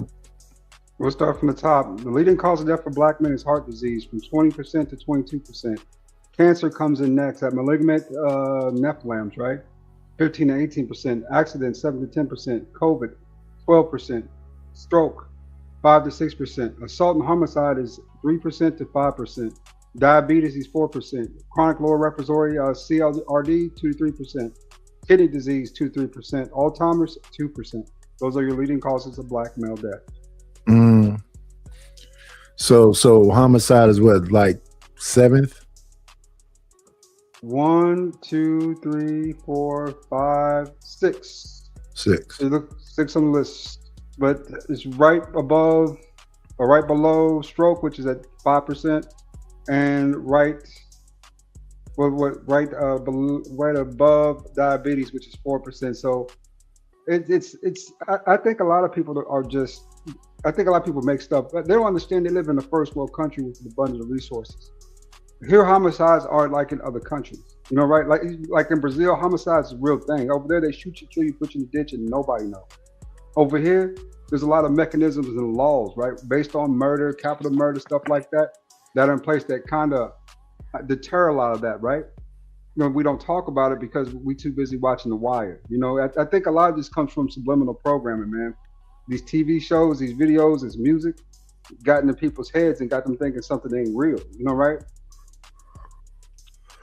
The Wire, I think the problem with The Wire and Boys in the Hood and all other stuff, it's hyper what the real thing is. If you look at The Wire, you think somebody getting popped every single day. You listen to them talk about the stuff that happened in my city, it'll make you think somebody getting shot every single day. That's not the case. Not at all, not at all. Believe it or not, biggest problem with black people is poverty. That's the real killer right there. If you ask me, they don't have access to medical facilities to treat heart disease, cancer, nor strokes, right? COVID-19, you know what I'm saying? The vast majority of the country, you know, they have ways of getting treatment if something occurs. Black folks in those areas got to call an ambulance. The ambulance can take up 30 minutes to an hour. Most of the That's going to cost you about 5 G's just for a ride to a place that's very close. Facts. It's more of access to medicine. Yeah, but Nightish, who was that said let food be thy medicine? Sadie? No. I feel like it was a Greek philosopher. I was about to say Dick Gregory, but I think it was a Greek philosopher that said let food be thy medicine, right? And so I don't think here's the thing, and I know Nightish sometimes disagree with me on this part. The biggest thing is that we no longer have community and village, right? Because in a village and in community, I agree with you about that part. You care about each other, right? And so I'm concerned about the food that you eat. I agree with that part. I just don't think that it doesn't exist in the way that you and I. Scale. It does exist amongst those group I said. So you have some churches that now they're pretty much women in the alphabet community. They kind of work together. Then you have they don't. They trash. So the certain groups is just cast out. Yeah. So when I used to talk that winter stuff, I used to think, that's for men. That's for men more than it is for women. Because even though that woman is in her 40s, she went and got a BBL. She's working out. So aesthetically, she got body. I always say, it's not the way our sisters look. It's the way they receive us and the way they project. Yeah, but even think about that, Nightish. In your 30s and 40s, you're looking for the external affiliation and not external affiliation, the validation externally, right? When guess what? Whole time these women have been, and I'm saying non-black women have been dying to look like you, and then here you go want to exacerbate it even more. And your men tell you, "Nah, I don't like that. I don't like you looking like that." I'm gonna be honest with you, I don't even care about. I don't even care about that. If you want to wake up your wigs, that's on you, right? You know what I'm saying? I might still like you the same, believe it or not, with the makeup and wig on. You know what I'm saying? Believe it or not, that's they're doing more than that. Glorilla don't even look like Glorilla no more. She showing up, don't. And ADS, I'm gonna tell you something. Man, I'm gonna have to fire up my channel. Lil Kim don't look like she definitely don't look like, but Nicki most of these Minaj people don't even either. look like the original because they didn't blown out their cheeks. Yep. Contour their nose. Mess with the sockets of their eye. They doing Hey, Nightish, when we was growing up, who was it? Like Zsa Zsa Gabor, Joan Rivers. Yeah, like, and that was common for them. We was like, oh, that's what white women do. That wasn't for us though. You know, I think Diana Ross did it. I think she may have, but it was subtle. And then I mean, because I think about the Diane Carrolls, the got doggone. I'm talking about the women that I looked to when I was younger. That was in my grandma age bracket. You talking about Lola Falana? God, dog, like man, come on, Jane Kennedy. Are you kidding me? Pam Grier? Yeah, Pam Grier. Are you kidding me? Pam Dobson? Yeah. Are you kidding? Yeah, but you're talking about exceptionally beautiful women though, versus the average woman. No, beauty, brother. Go back. No, I gotta fire my stuff up, man. ADS, go back to some of them photos, man. Go back to some of them videos and the photos. Wait, who said that? Is that true? I must have dropped Truth. Hey, can I drop Truth for 35 cents? 35 cents is like what's the start of $1? He should be taking care of tequila right now, man. Cash app, Nightish. You making 2 cents out the cash app. No, when I look back, Nightish, when I'm looking back, there's a archive society, right? So I don't consider myself an art collector now. I'm saying I'm an archivist, right? When we look back on those photos and that video footage, you look back on your aunt and them, like, 1000%, we can all pick out the big aunt. Yeah, we had those. But the most that was rare. Right, because the women was eating real food. And it was different back then. Lola Falana was not an anomaly, but she was celebrated, is my point. Lena Horne, the Dorothy Dandridge, like all them, the Diane Carroll, they definitely was celebrated, but they weren't the anomaly. Facts. And that's what's disappearing now, because now you got all these heifers out here looking like ants. Why is you running around with an ant booty? And the dudes is goofy too, because ain't too much you can do with that booty. I got a rule, Wheeler, that ain't nobody. Oh, here come ADS. ADS gonna do a lot with that booty. No. If your hips is wider than mine, I likely don't want it. If your hips is wider than mine, I likely don't want it. I like a gap. You know what I'm saying? I like a nice little set of tight. Oh man, they don't even know about the gap. Yeah. They don't even know about the gap. The thigh gap. Get some good air. Yeah. Get some air. They don't even know about the gap. Yeah. So busy trying to chase adjacency to them, right? And not, man. Anyways, we don't realize our own greatness, fam, and that's the part that's disappointing. But again, I'm grateful that I'm not in this hot dog water mess and a lot of these conversations, because it's insane. It's insane. Because now, what are these older women who are quote unquote the aunties and the grandma teaching the baby? Nightish was just talking about that. We don't have no aunties, no grandmas. No, and I hold all these heifers to the standard of my grandma. That's a fact. He was talking about that.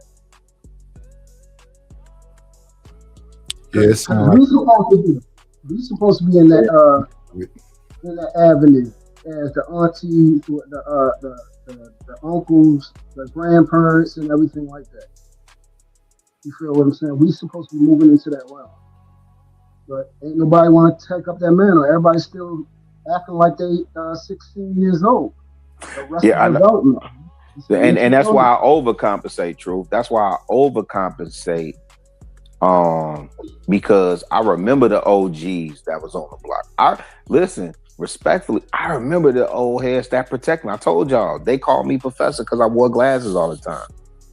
They protected me. They wouldn't let me get involved in foolishness on the block.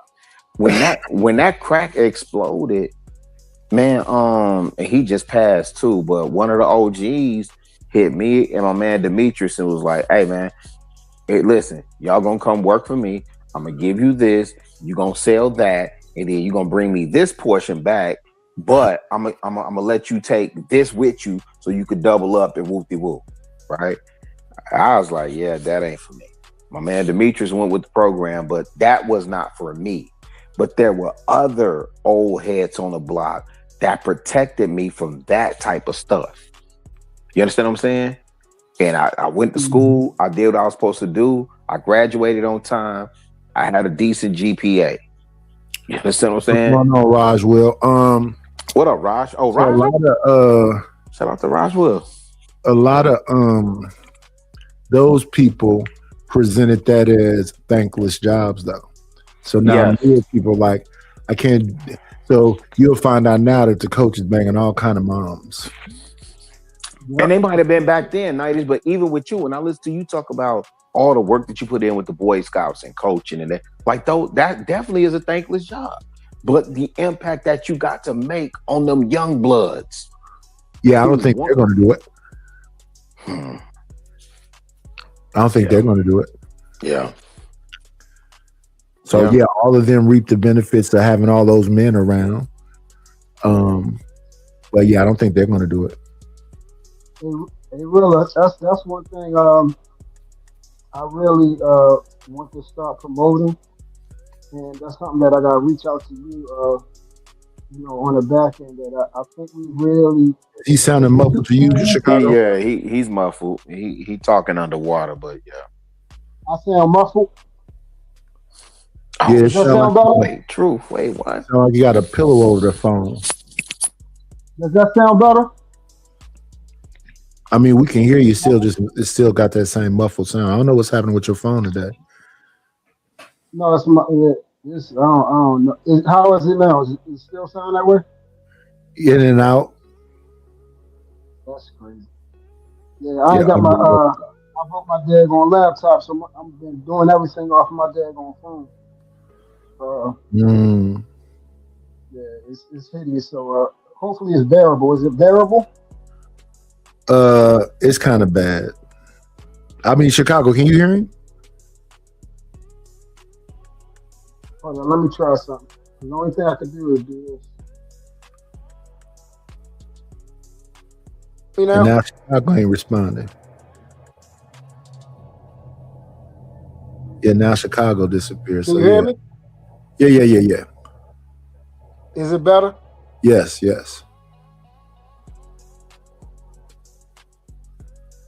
But they both disappeared. Well, you, True and Chicago both are gone. So yeah, let's get back to the illusion of options. I think a lot of folks listen to these shows right here and they be like, they don't care. Even though it is whatever it is, because too many of them be in the chat making all these crazy comments. That over here anyway, oh, that don't make no difference. I'll be alone then. I'll move what I do. And I don't understand what they fighting about. Yeah, I think it's become a Ham show. I love Ham, man. That's my brother. But it's become too much of an echo chamber. It really has. Same guys, same participants. When it comes to single life stuff, I hear a bunch of married women talking, which I don't want to hear from married women about single life or about single women, because they really don't know all that much. They just injecting their ideas into it, right? Their own selfish agendas and goals, talk too much, that type of stuff. So I listen to Ham show every once in a while, but I don't listen to it like I used to because it's just, like I said, it's the echo chamber with the wrong people on the panel sometimes, right? I think it's good to have a consistent panel, though.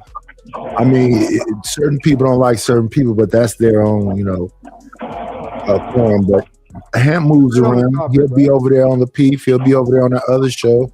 So, and then some of those shows come and visit. So you'll have Mon up there. He'll have the guy from the other show, Truth or whatever. So he mixes it up. I haven't really seen Mr. Williams all that often. I mean, I'm seeing him today. Fantastic moves around. Yeah, I think they change it up, switch it up. The POV got different women now, I think. But that POV is the same That's married every women, show, man. It's the same ADS. married women they have every week. Everywhere has what you're talking about, though. I know that there Everywhere are has. panels on YouTube that do a lot of like switching out, like they have different panels. Even Ton has different Where? panels, right? What's the name of that show? Hold on. Yeah, I have to know. This is probably a show I need to check out then. Probably. Hold 1 second. Let me see if I can find it. But Nightish, what I was trying to tell Rilla before he dropped, I'm hit him up, is the things that he's talking about that is needed. And I finally, you know this, Nightish, I said I usually tell people what, not to follow me, but follow Christ, right? Uh-huh. And Rilla always, talk about like how he was just explaining the certain individuals that have contributed to the community. What I think we're going to have to start doing is now, I think we're going to have to start presenting it, like actually present it and show it, show and prove. Talking is kind of over with, and I've also now I have moved away from kind of. It's not that I'm not saying don't follow me, follow Christ.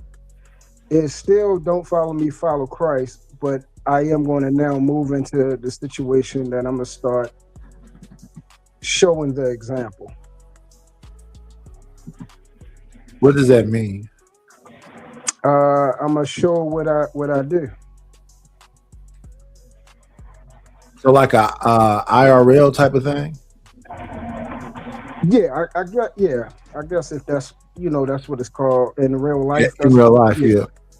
Yeah. So I think I'm gonna have to start showing and bring some people that actually from our IRL in real life situations and present it a little bit. And I really didn't want to do it. I'm gonna try it because we got so many a-holes, but I'm gonna try it a little bit.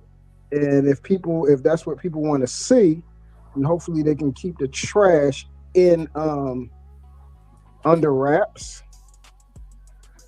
And I think we do need to start presenting that because it's too much confusion. All these conversations, we done had these conversations. Well, I know I done heard them. I heard them and I had them. I've been on here for 6 years. We're having the same thing from different people, or the same people, majority of the same people, but different people. The same people that's been coming on here, they're giving the same answers. But it's not even an answer. It's not a solution. They're just giving their opinion, just like the rest of us. The problem is some of us do give solutions, but it ain't the one that they want. You know what I mean? I think it's all about is, they are financially supporting the show. So while people say what they're saying about this, folks over there spending their money. While people saying what they're saying about Freezy, there's people over there spending money. It's 400 people over there. So it doesn't matter how positive I might be, how positive everybody might be on the panel. What's the active people doing? The active people that's going to listen to you, the numbers probably going to be small. But if your purpose is, to be righteous, whatever else, you're not going to be concerned about that number. So the numbers will not change. They like the effort. They like to listen. Everybody wants to say, Freezy didn't talk about answer. Yeah, but they still running over there. They still over there. We was talking. Oh, Chicago was talking about Freezy. No, y'all were talking about these shows are the same, right? Oh like no, Risky. My fault. Go ahead. I must have. My fault. That's my fault. Then I was relaying it back to. What you're saying is you're gonna have a show more like the Bolo and Mo Love show. That's what Bolo you and real Mo like. Love. The Bolo and Mo Love show. Or like Fear No Mortals.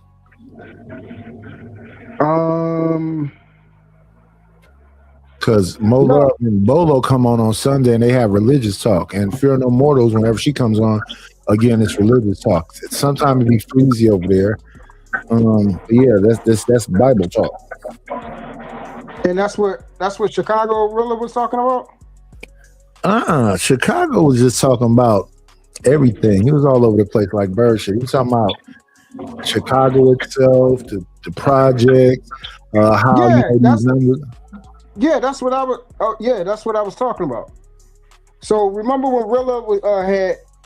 I was trying to talk, but my thing had messed up. You kept saying I was underwater. Yeah. That's what I was trying to talk. When Rilla, before he dropped off, he said something about the community and how people was making sure they kept him away from, those type of situations. They was calling him professor and stuff like that. Yeah. So that's when I was trying to tell Rilla I got to talk to him offline, because I think that what he's talking about, I think that needs to be seen, because that's the only thing we haven't got. We really don't have real life examples of the righteous or positive things that we talk about. So it's not really seen. So if it's sad to say, if it's not seen, it's out of sight, out of mind. Yeah, that's why he was saying he was gonna fire his thing back up.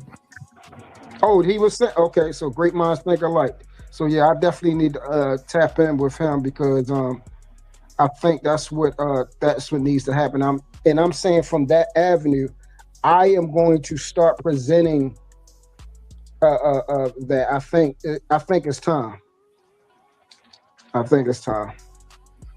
Yeah, my attitude about all of that is just do it. Hey, truth. Just check the back chat, man. I got some channels that I kind of listen to from time to time. My favorite one is Steven Speaks and Black Love and Marriage with Aiz and Ayana Matt. Is that the blind couple? Yeah, something like that. No, I'm asking you, is the Black Love and Marriage, is that the blind couple? No, not from what I've seen. No, they have perfectly working eyes. They're just black people, man. Oh, okay. No, because it was this. I gotta find them again. It was this blonde couple that was married, and they was coming on talking about the relationships of dealing with the situation of blonde and the love and how they carry on. It was a great show. It was a great show. I gotta find it again. You like the Black Love and Marriage? It did really great advice on that show about relationships.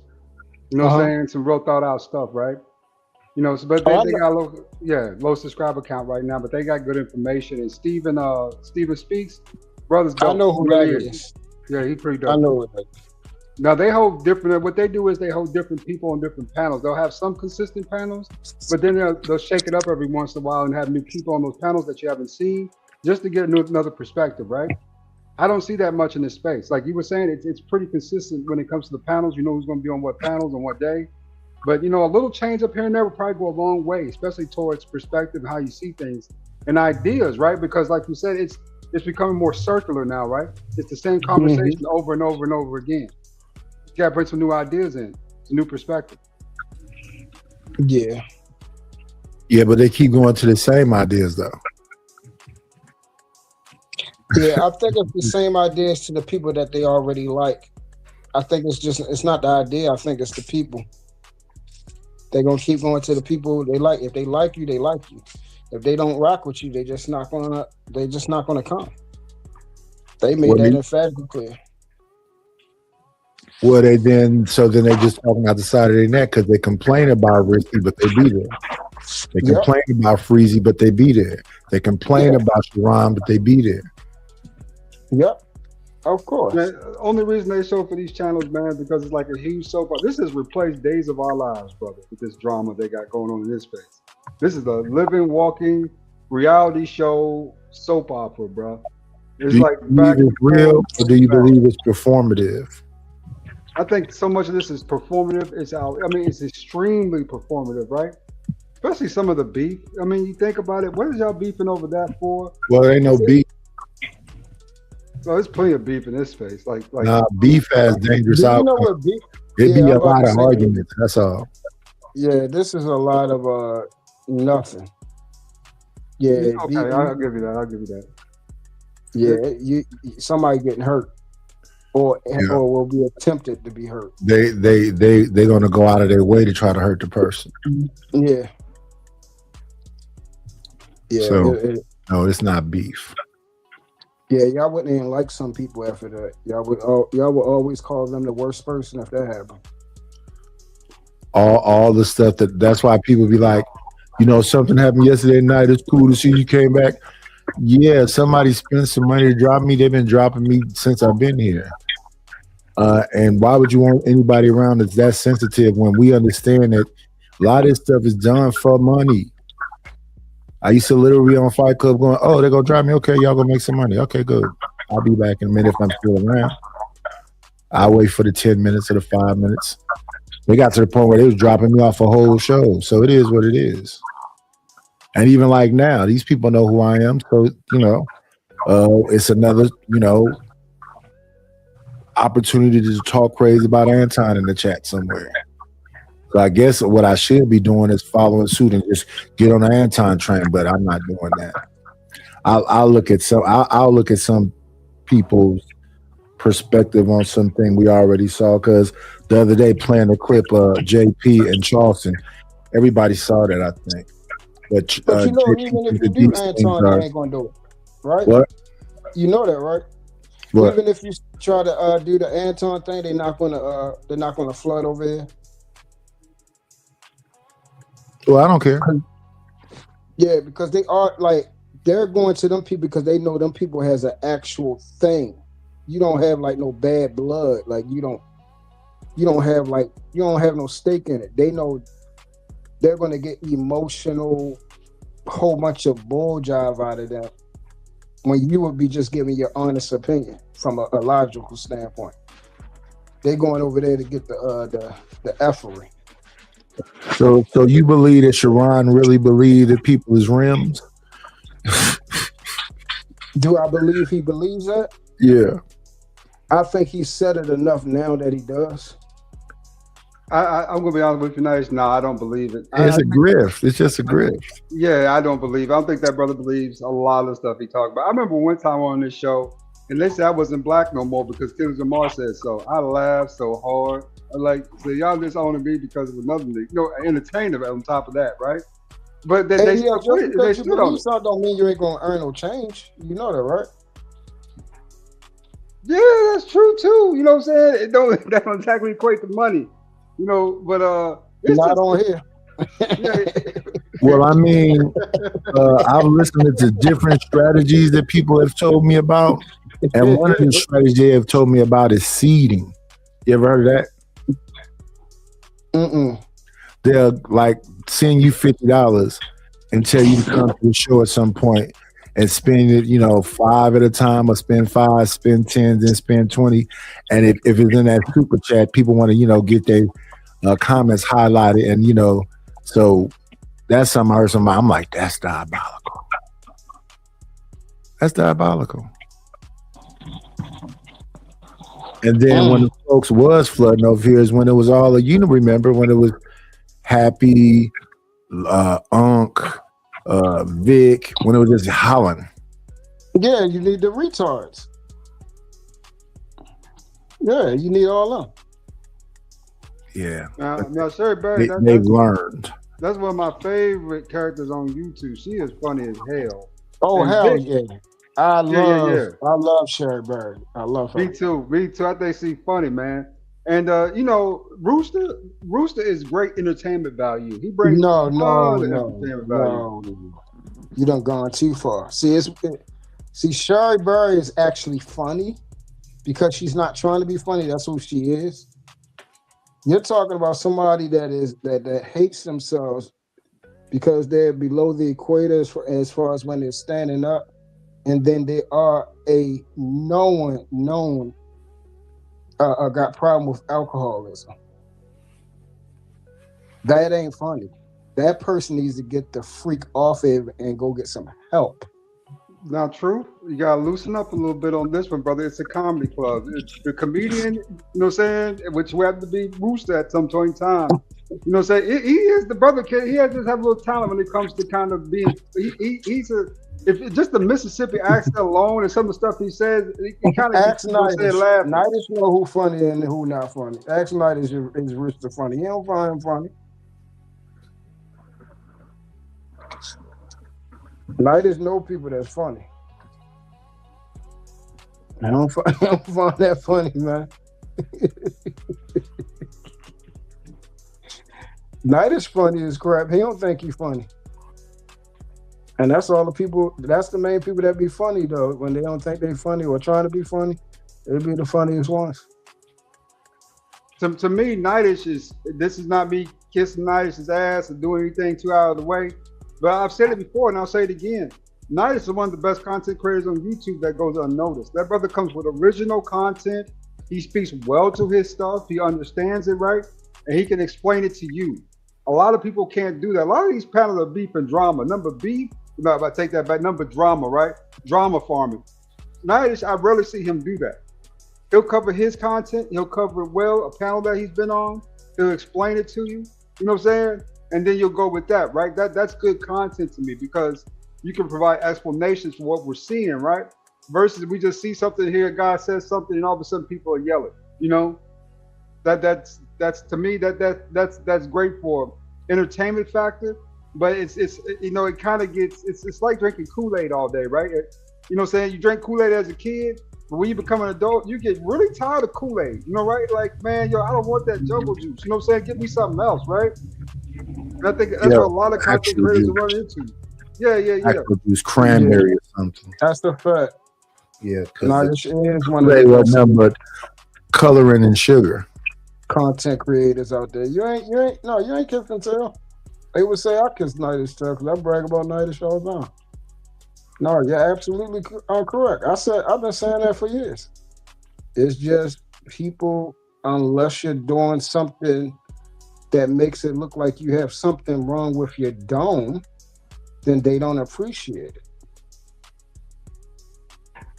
Like you said, they were over there initially when he had people that have parts of their brain missing. Those people are no longer here on a regular basis. He calmed Where they got down. place to be now. Because you know, folks can't just be unbearable. Yeah. And that's what I'm saying. So, like I said initially when I started the channel, even this later date, you just got to find your tribe. And my tribe, they're gonna have to understand it's not about going back and forth with JP, going back and forth with Vic. I'll be wanting Vic to come, but I just need him to be measured, and he don't know how to do that. So, like I say, Lord ADS was saying something. No, Lord ADS add value, especially when he's measured. Everybody, as long as they measured. I didn't be in the Fear No Mortals channel. She's talking about religion over there, so I'm not over there trying to be funny. I didn't be in the Mo Love and Bolo channel, so I'm not finna disrespect a panel by going into antics. I'm over there trying to get some of Mo love. Try to get some of T, sweet tea. Let's go. T is married. I know. I'm just being funny, but that's an attraction factor though. I think so you see dudes pile up over there. A lot of these dudes don't get chances to have conversations with pretty women in real life. And when you got beautiful women who have open panels, a lot of dudes tend to jump on those panels, right? Because they want to have a conversation with her because that's something they don't get to do regularly. So you know, when I see I don't even be talking to T. I be talking to Tough Guy and Hustle and Muscle. I be talking to them dudes over there. I don't be talking to T like that. Yeah, but them cats should learn to speak in the vernacular of silence then. If you're not used to being around a female that's attractive and all you could think about is to hit on her or, you know, make these comments that's gonna make it's gonna make the conversation weird. You know what I'm saying? Like, relax. They don't understand that certain types of reciprocation are just friendly reciprocation, right? You know what I'm saying? They think that everything's an opportunity. You know what I'm saying? And to be honest with you, just keeping it real, if you're gonna use YouTube for anything as a single man, use it for practice. Use it for practice talking to being around and talking to beautiful women, right? No, you better get your ass out there and touch some grass. Don't use no YouTube for practice. No, get your ass out there and touch some grass. ADS, I ain't. Hey, you know I got love for you. I ain't gonna hold you. Get your goofball, because listen, hey, ADS. You know what we discovering more and more in this space? We're discovering how many 40 and 50-year-old niggas up here talking this talk. Yep. But even then, Yeah, so you ain't gonna practice on YouTube. Your ass should have been out there practicing in 9th, 10th grade. You should have been got over Bonquisha that broke your heart, fam. Yeah, she ain't want you. You right. You right. Talk to him. Right. Talk to Yeah, him. she ain't want you. She wanted the drug dealing, dope boy, gang banging, oofy goofy man. I just had a whole conversation about how me and she one of my wanted guys Niners. just reversed. Yeah, but Willa, you are She wanted absolutely. Niners. You understand? Not every The brother lives 6'3", business. the Not every 6'3" brother lives. nigga that throw 3 niggas through walls. I got it. Most women, I got it when I was flat busted broke, catching the 40 bucks to eat my mom. Correct. That's a fact. That's a fact. The married Hey, men Willa, love check your IG, the Willa. single dudes. The You know, married my men other love day used to get on a bus with a bottle of E&J, which is I heard you. I'm gonna check it in a second. I'm knocked out right now. So get a little bit of irk and jerk and then get up on them mall floors. Hey yo. Well, for us it used to be hey, I listen, man. When I was a shorty, we was splitting St. Ides. We split the St. Ides, we ride down Lakeshore Drive, and you know, we gonna pull up on something. But here's the thing again, Nightish, we often talk about coming from that mall situation where, man, you before you go in, hey, who gonna get the most numbers? And you cold selling, like, you know. Yeah. See who can get the most numbers. And if you got turned down, fam, you got turned down. Man, we went run around here. Trying to go talk to a friend. We ain't sit up here. Your friend standing right next to you. That's a fact. Yeah, we talk to my girl. Yeah, that didn't work out. Yeah, we ain't sit up here talking about some FUB and you dumb broad and you ugly. It was some around that was doing that though. Nah, I get that, but again, for the most part, my point being is that, hey man, you had to put the ADS. They should have been putting that work in back then. All these old Negroes, and I'm learning how many people 30, 40, 50 years old. You got one person saying, "Oh, I just learned this content creator was 50 years old." Man, hey man, hey man, say man. Wisdom comes from the ages, brother. Wisdom comes from the ages. You know what I'm saying? I agree, and you should know how to holler at a female without having to use your money first. Yeah, I ain't got no. Well, you gotta understand. A lot of brothers. A lot of brothers didn't get that type of development. Prince did say that. Especially if you talk about the younger dudes, they didn't get that type of development. When we was young, yeah, we used to go to malls, we used to go to Portsmouth, holler at bras, get numbers, do this and that, right? Yada yada yada yada. Yeah, I'm hollering at people at the swimming pool. I'm hollering at people at the park. Skate ring. People at the mall. I'm hollering at people at the movies. Yep. But I'm hollering at people at the arcade. I'm hollering at people everywhere. And then a lot of times it'll just be hollering. You would ball up most of them numbers. You probably call one or two of them. Yeah. You know what I used to do? I used to holler at broads. I didn't think I knew I couldn't get. If it was a pretty white broad, I holler at her. You know what I'm saying? Super pretty black chick, I holler at her. Just to see how far I can get. You know what I'm saying? Just as a game measure, right? To check my game. And sometimes I lock up and get that broad, man. I remember I got Shamika back in the days, man. Shamika was a bad little light-skinned broad, right? Niggas were hollering out left and right. And one day I just walked up to her, started talking to her at school. And it just took off. She started liking it. You know what I'm saying? End up hitting that thing, man. And that's how that built confidence, right? That's it. If I can get her, I know I can get another bad broad. And another bad broad after that. I never even really thought about it. A lot of them women I used to mess with back in the day, the thing that used to crack me up is that people would be like, they would look at the girl and look at me and be like, they was puzzled. How did you get her? I don't know what y'all scared of. Just a girl. But either way, you had to get out there and shoot your shot. And that's what I'm saying. Yeah, that was the cold approach days. I don't know what's happening. Yeah, you had to get out there and shoot your shot. So again, Nightish, when I'm listening to 30, 40, 50-year-old men on this panel, not on this panel, but you understand what I'm saying, in these conversations, you know, talking about their issues and problems with females, like, yo, fam, okay. But what would it be about? Because I remember who we got. We got Philly Boy DC. We got Triple. What's he call himself? I forget his name. I call him. I don't know some of these guys. But they cold on a female online. Yeah, but you got to show me what that do in real life, man. Nothing. That's why on these panels. Because I don't believe half of these cats. All these cats will be, man, and yeah, I think man. he's a triple cupcake. I don't believe none of these cats. You know what man. gets on my nerves is these 30 and 40-year-old men crying about child support. At 30 and 40 years old, you still Well, whining money is about funny. child support, man. Hey, gas here is the same as man, when I was driving through Kentucky, y'all gas was the same as in Chicago. But listen, man. We Midwest. We get Well, it was the same in Atlanta too, though. In Atlanta, definitely. I was trying to go to my old spot, and it was like, no, it's the same here too. But to the point of crying about child support, again, people been on these stages crying and begging and screaming about child support for 6 years. And again, if you don't know, if you ain't voted, if you run around here talking about a black community and you ain't formed a political action committee or a male advocacy group, and you ain't put somebody in position to advocate on your behalf, I don't want to hear it. Unless you got a physical problem, do a job and a half. And you know the worst thing about it is, to me, Rilla, we complain about these single mothers so often, so much. And when I heard these Where's brothers that happening? I about, don't really be. Who is doing that?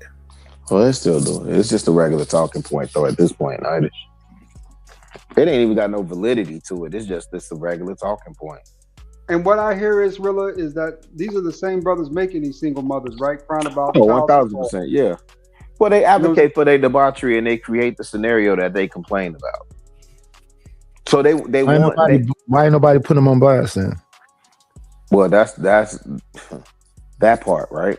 Because ain't nothing but 10, 15, 20 people watching them whine. Ain't nobody gonna put no effort No. Hey, ADS, it literally be cat. No, we know on some of these popular stages, it be cats literally sitting up there advocating for the right for them to be debaucherous and run through all these heifers, and then these be the same cats whining and complaining about child support.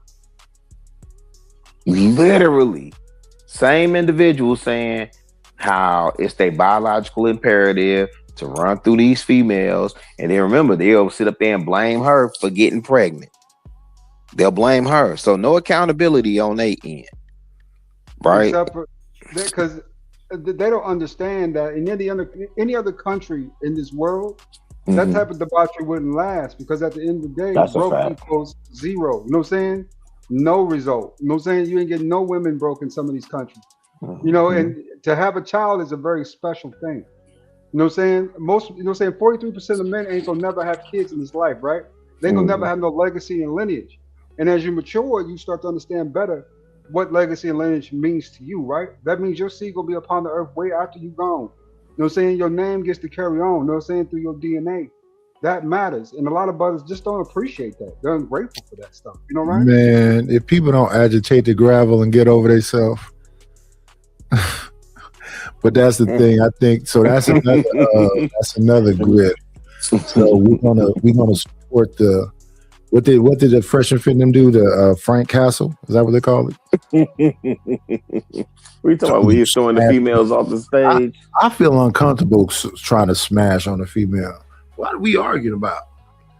And I done had a few of them. I done showed you a short or two where they're trying to throw me into the gender banging, and I went through a lot of them in that first year or two.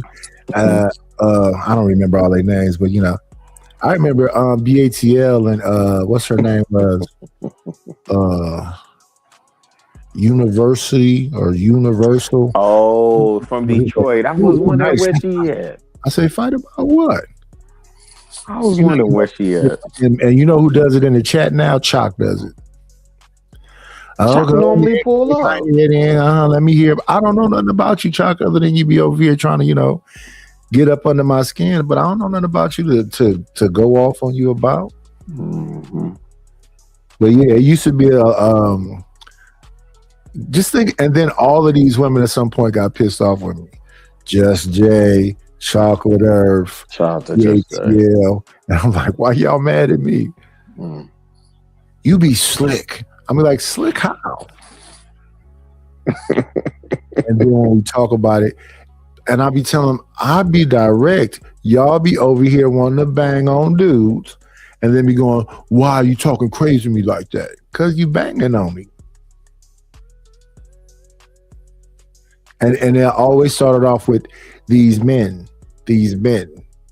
Now, I'm not saying that's not your situation. I'm saying that the same thing, I hear people saying to men, that have to apply to you too. If it's not a dude you would ever give an opportunity to sniff your drawers, why are you talking about that dude? He already lusting after you. You gonna make him lust and sit still while you just go on a tirade? And it's crazy. They'll go on a tirade and go, I know I'm talking too long. Then why don't you shut up without somebody saying shut up? You know you're doing the thing that's annoying. You want to go somewhere where somebody would allow you to do the thing that's annoying and then do it repetitively. Well, now that's what your problem be with it. I got to get back to the show. Don't get me wrong. If you're going through something, I have some empathy or sympathy, but it can't be an everyday thing. So especially a crying drunk or somebody just saying like Triple Cupcake. He always sound a little tipsy and angry. And I'll be like, that's not what the show is about. We're not talking about banging on these women. See, and I told you, fat motherfucking 90s is a simp. Why are you always trying to protect these? The show is not about women. What we're reacting to right now is talking about a woman. She's a little overweight, so they saying what real power that she has. She needed, I guess, sit down and accept based on what people think about how she look. And I just think that's not true either. At least that's not what I'm hearing women say. It's her world. Yeah, I don't know why that girl that was built like a U-Haul was just acting like that. I thought that was really bad. Yeah. Mr. Williams, if I was just thinking about, just to get your opinion on it.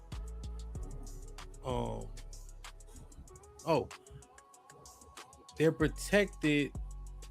You think a woman in a house alone, is she protected? Yeah, if she takes the proper steps, if she has security cameras, if she has any type of weapon, if she have the dog. Yeah, I think they be very protected. I think pretty much that when they're in their own domain, I think they're more dangerous than we could be at times. Okay. And then you're saying she just was too bad built to have that bad attitude. Oh yeah. Like she was built like the But here we go. This is where we talk about the night of simping. Can a bad built chick not get a dude? Or try to get the best that she can get, and she can, talk crazy if she feel like it?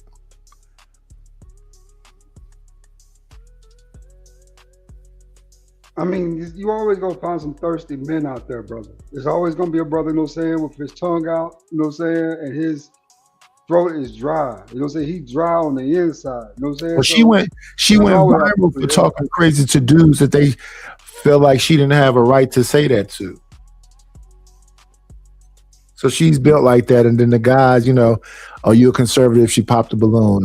You don't vote, she popped a balloon. That kind of stuff. She was very picky. That's called entitled princess syndrome, right? Someone who thinks they're in a higher level than what they really are. And that's pretty common amongst average black women, right? They have that entitled princess, black and beautiful, a bunch of Beyonce songs playing in the back of their head at all times, stuff like that, right? So the best thing a man can do in that circumstance is if you see that, walk away. Just walk. I mean, don't even give her a shot. Not Isaac Hayes. No. We talking about Beyonce. I ain't say Isaac Hayes. No. Isaac Hayes is walk on by, bam, bam, bam, bam, bam, bam. Facts. It's all that I have left, so let me. Never heard that one? It's a hit. most men, well, most Go ahead, brother. contemplating. Yeah. But you never heard Walk On By was in Dead Presidents, if I'm not mistaken. You never heard that? Go listen to Walk On By with Isaac Hayes. He slowed it down with that funk. Yeah, go check that one out. Yeah, I'm looking it up now. Give me a second. So, I forget what movie it was. Yesterday I was coming home from Gainesville, man. And let me tell you, bro. You know what hit yesterday? And then, I usually got my Big Sean playing, right? So Much More. I Do It. Man, I got some Ye playing, out my speakers. You know what I'm saying? Those are my jams, right? But something came on yesterday, man, that really just kind of stopped me and just had me kind of thinking, right? Had me feeling a certain way. That was that old Stephanie Mills hit. You know what I'm saying? I never knew love like this before. When I heard that, Never knew love like this before. Yeah. Yeah. That hit different yesterday, man. You know what I'm saying? That really hit different. Maybe it's just the springtime hit, you know what I'm saying, feeling that feeling of renewal and just newness in the world, right? That spring equinox is just kicking in, but it just felt, you know what I'm saying, it just felt like love was really in the air again, man. Like love is, you know what I'm saying, becoming a thing. I think we forgot how to love, and I think now we're starting to remember, you know what I'm saying, that love, you know what I'm saying, it's the thing that really matters in these, you know what I'm saying, relationships, right?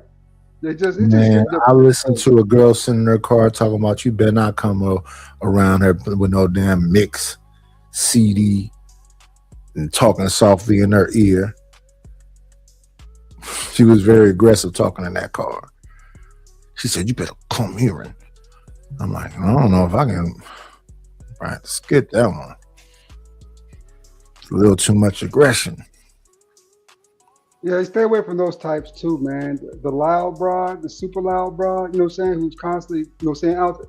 That's one thing women are supposed to be our equal. We supposed to be the worker bees, the introverts, you know what I'm saying, the logic, right? They supposed to be the socialites, you know what I'm saying, the nurturing the feelings, right? That's how we complement each other. So when I get around a woman who's too loud and too outspoken, that tends to be like a major turnoff for me, right? No matter how pretty she is, if she's too loud, she's too feminist, that's like a major turnoff in a lot of ways, right? Because I know what I'm getting. I'm getting an entitled princess. Stanley, I was singing the Dionne Warwick version, but I'm talking about the Isaac Hayes version. Isaac Hayes, he was a talk singer. He said, "Walk on by." Him and Barry White was in a competition at a deep voice song, so he slowed it all the way down, put that heavy funk on it. It's completely different from Dionne Warwick's version. But yeah, the one is that I was sounding like is the Dionne Warwick version though. They forget about Dionne Warwick. Dionne Warwick and Jeffrey Osborne has a beautiful song together too. You know that song, Lord ADS? Tell me what it is, and I might recognize it. Remember, let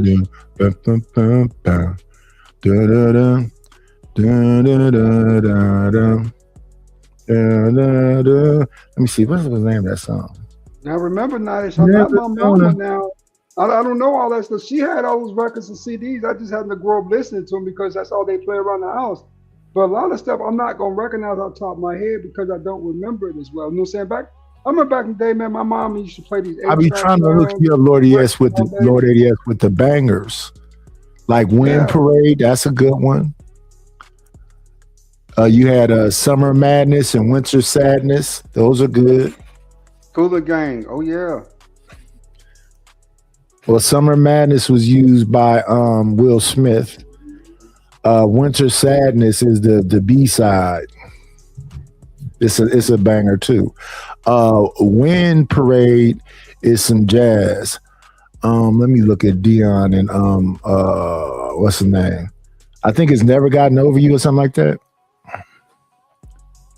Yeah, this is good music, brother. I Know Karita. I know Karita. That's some Quincy Jones for you. Yeah, I love music, man. Even some Now that wind parade is nice though. Donald Byrd, that's really great for like a Sunday afternoon if you're out like with the chicken and waffles with a cognac. Now yeah. wind parade is nice. Yeah. I'll tell you some fire songs, man. It is called This Birdland, you Love ever heard of Power. Birdland? It's called Love Power. Love Power takes over. And then what else Jeffrey Osborne got? He got some Baby. He has Really Don't Need No Light. I listened to a lot of this when I was younger. Yeah, man, there was some good stuff back in the day. That was real talent though. You know what I'm saying? Like I was saying, Birdland. I remember growing up to that too. You know what I'm saying?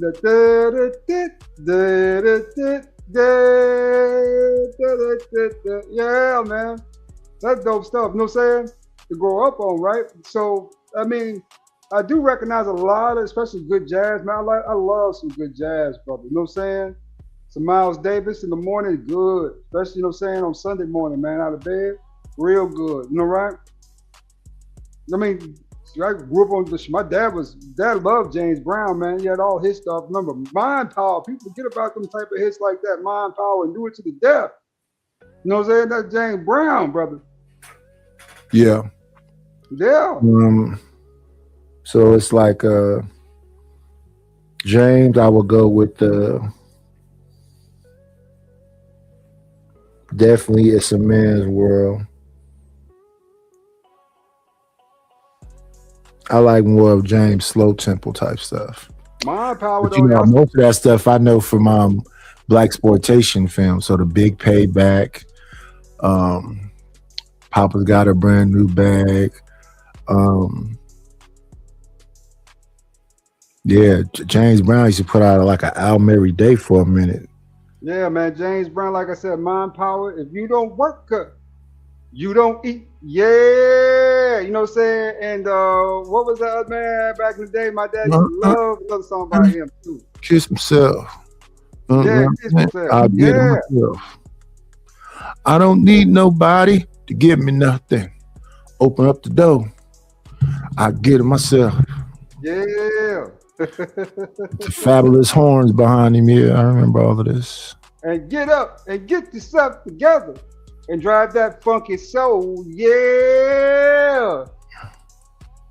Well, we got soul power. Yeah. Let's see. Let's get through it. What are the statistics? What are they pulling up? ChatGPT even more direct. And it is homicide. Yeah. So I did 15 to 34. You did 16 to 34? No, yeah, I did 16 to 30. And what's the number one cause of black men's death? Ages 16 to 30. And then the response is the number one cause of death for black men from ages about 15 to 34 in the United States is homicide, most often firearm homicides. Key statistics. According to the CDC, homicide is the leading cause of death for non-Hispanic black males ages 15 to 34. In some years, around 40% of deaths in black men ages 15 to 34 are from homicide, far higher than any other demographic group in the same age. Yeah, the majority of these homicides. You just said 40%. Yeah, you just said 40%. I don't want to go crazy with it. I don't want to. So here's what it says, right? I looked it up. This is the one I got on the screen as well. Homicide is the leading cause of death for black youth and young adults 10 to 24. It is also the number one cause of death for black males 15 through 44. Then accidents, then suicide. Yeah, it's literally quoting the same thing that I'm quoting. Yeah. So I just wanted to kind of just throw it out, put it out there. Okay, and mine from the CDC, I guess y'all guys are doing a thing from the entire thing. It says right here, I'm sharing the screen, Hemp. You can pull it up, right? And the CDC is the source. Leading cause of death for black men in the United States are heart disease, cancer, unintentional injuries, followed by stroke, homicide, and diabetes. Yeah, so I think she gave an age range. That's why I looked at the age range. Well, no, I agree with their age range. What I said, Oh, I said it was, well. and I actually said it was like more like 49%. So the leading cause is still like I don't, you can't be the leading cause if it's 49%. So again, did you put the age range or did you just say black men? Well, no, the age range. I'm agreeing with you on that. But if it's 49%, which is unless they're just saying like that's the majority of the things, right? I guess so that's a one single thing. So I get you saying so it's 49%. My bad. Yeah, I see you saying. the other So it's 51% we are is concentrated. comprised of several right. different. Yeah, everything else is comprised. So no, my bad, Sherelle, you was right then. I got you then on that one. But overall, like I said, niggas don't die at 34. The vast majority of them live to be 70 something. That's why this age expectancy is that thing, right? So even furthermore with that, you know, that'd be like us saying, well, hey man, most white families die because you know what I'm saying, the white man crash out and go Chris Benoit because they have the highest fucking thing. But yeah, they have the highest percentage in there. But if you look up the top reasons white men die, you would find suicide before homicide. So they're not actually killing each other in the way that it would show up in top 5, top 10 reasons. They're in the homicide wouldn't show up in their men or their women in that way. Nah, y'all, I understand what you're saying. Now you're right. Like I said, it's concentrated. 49% is only that, and then the other 51% is, even if it's 40%, the other 60% of things are, you know, 10% here, 20% there, 30%, so on and so forth. So I got you. Yeah. So I just looked it up just to make sure we're on the same page. But I think as far as like what has been said, just generally, I don't know. I question the hypergamy thing a lot because we don't keep hypergamy doesn't just stick to one area. Like it's not just height, it's not just strength, it's not just this, that, and the third. It's finances, it's education, right? Though it's certain things. So it just depends on the society. So when it comes to hypergamy, I kind of leave that alone because it's an ever shifting thing. So that's kind of all I got. I just looked the stuff up as Charles was just talking about. But that's it. Okay. Yeah. So it was a little bit. That's why I had asked Sherelle to reconcile it. You know, because if natural selection is the leading thing, I do agree with Mr. Fantastic in that is the baseline to hypergamy. You know, and what I asked was, are black women stuck in the Stone Ages in regards to what makes a man valuable, protective, resourceful? We know brawn isn't. Oh, yes. So yesterday we looked at a young lady named Jay Michelle's podcast, and when I'm listening to her talk, it's the rooms that she has access to just because she's a pretty girl. So when she's doing these interviews with Nipsey Hussle and 2 Chainz and all this, so she has access to them, and access sometimes is enough. Because I hear a lot of women talk about, you know, just access to an intelligent, over 6 foot tall man with money. Just access to him lets them know they have a opportunity to have that person. And she was what, 43? Talking about she gonna get an old cat to retire on after her kid gets older. Because if the kid is 5 now, she's waiting 13 years from now, so that's 56.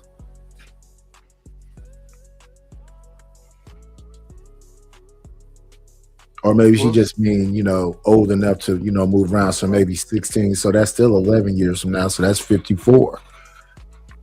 Well, I wish her the best. You know what I'm saying? I hope it all works out for her, because that sounds like a pretty flawed plan, right? It's like you have a lot of variables that you think are static, but they're just really, you know what I'm saying, dynamic variables, right? Certain things can happen along the way that, you know what I'm saying, to either enhance that or forfeit it. And likely to forfeit it, especially with her aging.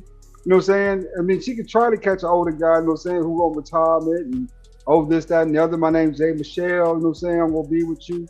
You know what I'm saying? Remember, she's losing value too as she ages. She doesn't realize that yet. If you saw her, could you tell how old she was, since black don't crack like that? Let me see her. All right, give me a second. Let me see. Miss J. Michelle.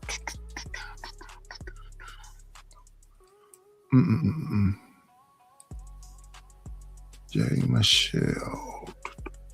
There she go.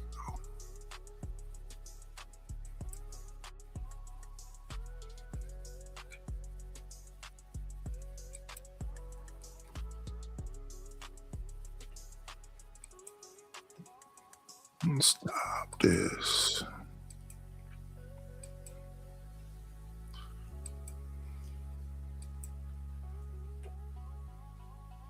She unapologetic. That's it. There she go. She the one with the black shirt on.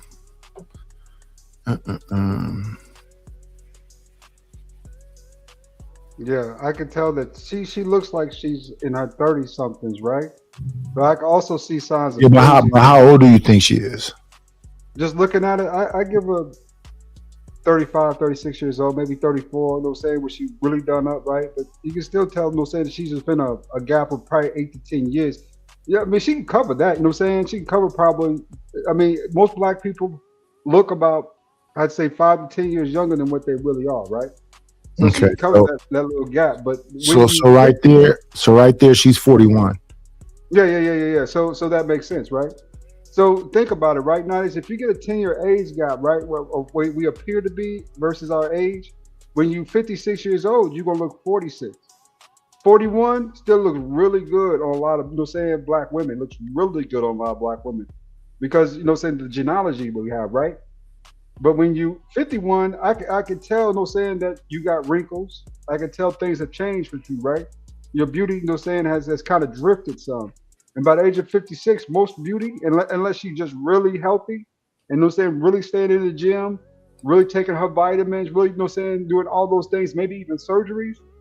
You know, I can tell that you about, you know, saying 40 something years old, right? It's like, yeah, you got the wrinkles, your body don't look the same, you know what I'm saying? You got a little turkey neck going there, babe, you know, right? I can look at you and tell. You know what I'm saying? So I think, you know, saying that's kind of a fallacy what she's attempting to do right now, instead of really using her head and saying, my son's 5, you know what I'm saying? Could he adjust and adapt to, you know, saying, another man in the house, right? Could that be so? Versus I'm gonna keep kicking it, playing around, you know, saying to my son 18, then all of a sudden I'm gonna allow, you know, saying I'm going to be with a man who has a retirement, because likely what's gonna happen is she gonna find a man that she gonna have to take care of. Because you know you got to think about it, right? Because most black women in their 50s, you hear them on YouTube all the time. They sound like kind of childish, right? A lot more immature than what they should be in this situation. A lot, and plus on top of that, a lot more, you know, mule-headed, right? Stubborn, no saying, stiff-necked, right? About being in their ways. You know what I'm saying? It's very rare, no saying, a man will tolerate a woman like that. You know what I'm saying, for any length of time, right? Because they're just too difficult to get along with, you know. So it's going to be interesting to see, you know what I'm saying, if we even visit this 13 years from now, exactly where she's at that point. But I think a plan got too many holes in it. You know what I'm saying? And like most women, they think about the present and how pretty they are right now. Like I got a friend right now, she's 54, right? Man, if you see her back in her 30s, man, she was gorgeous. I mean, insanely gorgeous, right? Super pretty. But now she's in her 50s, she's not pretty like that anymore. I mean, she still got some of those looks. She still got a little bit left. It's like a tad bit of that beauty left, but it ain't like it was in her 30s, right? Now she's looking for a man she can settle down with, and she's wondering why everybody just kind of, you know, taking her through the, you know, saying, taking her, you know, saying, having a little fun with her, and then just letting her loose. You know, because that just isn't there anymore. You should have thought more about that when you was in your 30s, when you was really, really pretty, right? You know what I'm saying? When you had some of that beauty left, you know what I'm saying? But most women, especially in this day and age, you know what I'm saying? Some of the modern thinking, you think you're going to be young and beautiful forever. Nobody stays young and beautiful forever, right? We all age. I'm going to get some gray, you know what I'm saying? But as a man, it's different for me getting gray than for you getting gray, right? It's different. So, I mean, that's something we're going to have to see. See, there goes Chalk. Hey, Chalk. So here she go the other day. So that other video I showed was her from 2 years ago. This is her from a couple of days ago. Let me move this out the way. There she go. So let's let it play.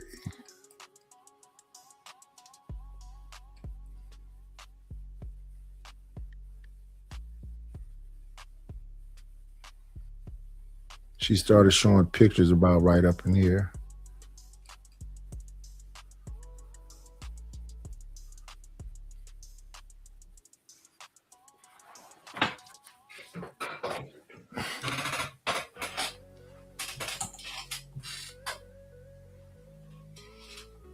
So right here, she's 43.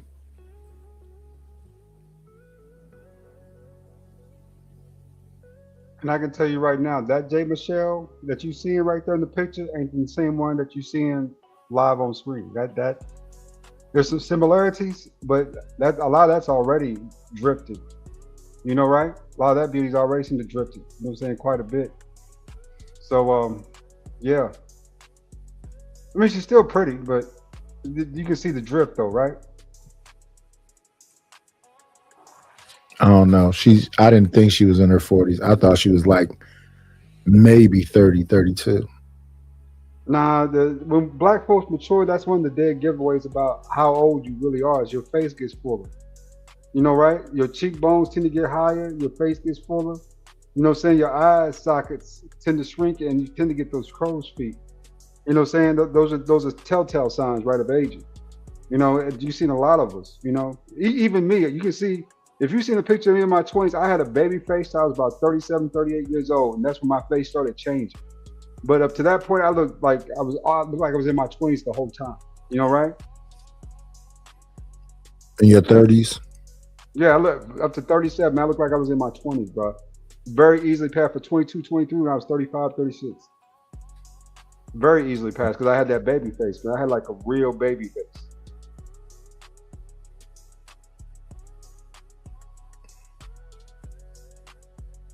Look at Chuck is having a field day. I don't think he's complaining though, Chuck. You women listening. I think he's saying that this lady should, I don't know, she has a young child and she's, trying to wait for her child to get much older. Beauty drifts, baby. It's just the reality. Beauty drifts. It drifts away. It does. It drifts to the point where it's completely gone. No right drift. Beauty can leave. I think Cheryl Lee Ralph still looks good. I don't know how old she is. She's 60? Yeah. She works out, probably great dynamic there, right? She probably does all things necessary to maintain that youthful look. But most women can't really afford, all the procedures necessary to look like they 20 in their 60s. Like Halle Berry. Well, why would she want to look 20 in her 60s? But that's most women shoot for that peak beauty look. They really do. Even in their 60s, they shoot for that peak beauty look, right? Like, I wonder what Sally Richardson looks like now. Let me see, Sally Richardson.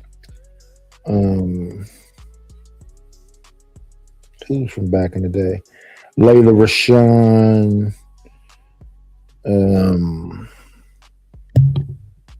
Because I think a lot of these women, they look good for a really long time. What up, CK? And that's a difference. They might want more. And it seemed like I was listening to Don't Call Me White Girl, and she brought her mother on. Her mother's much older. She said, as I've gotten older, I want more now than I did when I was at my peak.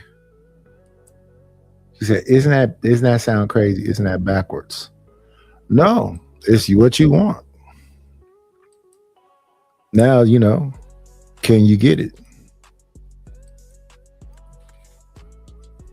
Like, I do know older women, especially at the gym. I know this older white chick, right? She's in her 50s.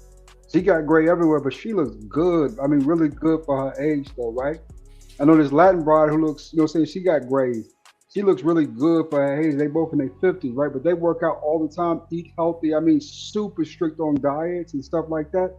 You know what I'm saying? So that comes with that payoff, right? From all that hard work, you know what I'm saying? There's there's a benefit to that for them, right? Because they do look they look super pretty with the gray. You know what I'm saying? But most women, they ain't going to do all that. They ain't going, especially black women, they ain't going to be watching like that. You know what I'm saying? They going, they do all types of little bonbon, little cheat and stuff like that on the diet. You know what I'm saying? That they think they got, then they end up giving up on the diet, and then they don't go to the gym as often.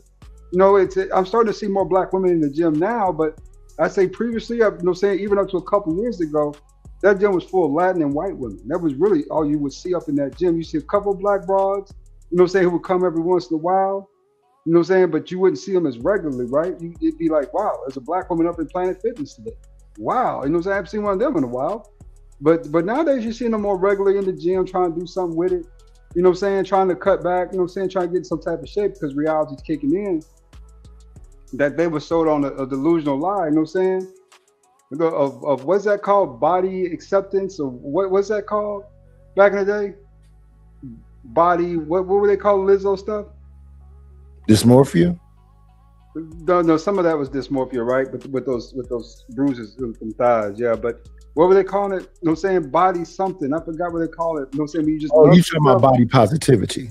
Yeah. Yeah. But they just love themselves regardless, right? And they expected men to love them regardless. And what they're finding out is that there's no such thing as unconditional love. Especially outside of you. As a human being, you unconditionally love your kids, and that's it. There are conditions to attraction, right? You have to meet a certain criteria to be attractive to people, especially to men. And a lot of women, especially black women, are now starting to wake up to it. So I'm starting to see more black women at the gym now doing their thing. They constantly want attention, of course. They walk by, you thinking, it'd be a gym, it'd be Latin broads, white broads in that gym. And they see a white broad talk to you, they see a white broad get beside you, they see a Latin broad walking your way, they try to walk your way too because they want that attention, right? They want to be told that, hey, look at you look better than them. In reality, in most cases, they really don't. I mean, I met a few black women who are super competitive with Latin and white women who look really good. You know what I'm saying? But for the most part, it's like, okay, I'm glad to see that you're getting healthy, but the attraction level, I mean, it's more friends, right? I'd rather be plutonic with you than, see you as a, objectify you, right? To what, because it's not really what what I'm looking for, right? So you sound picky too. What up, gas mask? I mean, I work hard, man. I work hard. I go to the gym 3 to 5 times a week. I watch what I eat. Hey, I'm 46. I still got a whole 8-pack, bro. I work hard for me. I do things for me, right? And not saying I have an expectation, say, oh, this is supposed to equal that.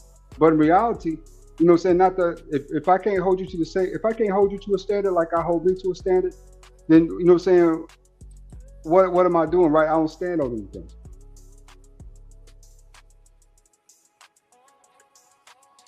It's just a standard. That's all it is, a standard. The leading thing nowadays, right? But resources, brain power, access to resources, how to manipulate P&L and money and all, right? How can they not identify that? And why, based on what she was saying, are they still predicating who they sleep with based on strictly aesthetics? That means that black women are still in the Stone Ages, while the rest of the women are considering all things that make a man worth replicating. Well, that's the thing that I find complicated is I think that just like men kind of separate women that they sleep with versus women they have relationships with, I think women do the same thing today, right? Of all races, whether it be black, white, or whatever. But since we talk about black women, I'll just stick with it. I think that still applies. Right, but no, it doesn't. Because then the marriage rates would prove that, right? So the marriage rates would prove that in the cohabitation. Yeah, wait. So what are you saying? What? Yeah, tell me what part you disagree with, so I understand better. So the whole thing you're saying, other women don't look at aesthetics for the main reason. No. Yeah, I wasn't saying aesthetics. Yeah, like so. What I'm saying is the same way that men compartmentalize women that you can sleep with versus women you can date. I think black women and all women do that as well. Yeah, so that's why I disagree. And what I'm saying is okay, that's okay. Gotcha. So no, other women at some point in time may compartmentalize that way up until, and Hampton said this, and plenty of other men have said this, and the marriage statistics show this, right? Okay. They cut that off. They cut their whole phase off at, let's say, 25. Black women want to have their whole phase up until, let's say, about 32, 35, right? So being that being that black women don't want to get married and have the rhetoric of strong, independent, don't need no man, all this other shit, blah blah blah, right? That shows that where they're out here looking for a man that's going to fulfill them nothing other than physical sexual desire for the most part, right? And aesthetics is the most important thing for them compared to other groups of women. Asian men have been, by all accounts, agreed upon from a world standard of being the most unattractive men, but yet still Asian men are married at like a damn near 90% rate, right? Why? Because the Asian women, even though they those men may not be attractive, they fulfill all of the other things that you need from a man that supersede the physical prowess and the attractiveness, right? Same thing goes for Indian men. Same thing goes for hell, even Hispanic men. Even Hispanic men have a higher marriage rate and things than us and cohabitation rate.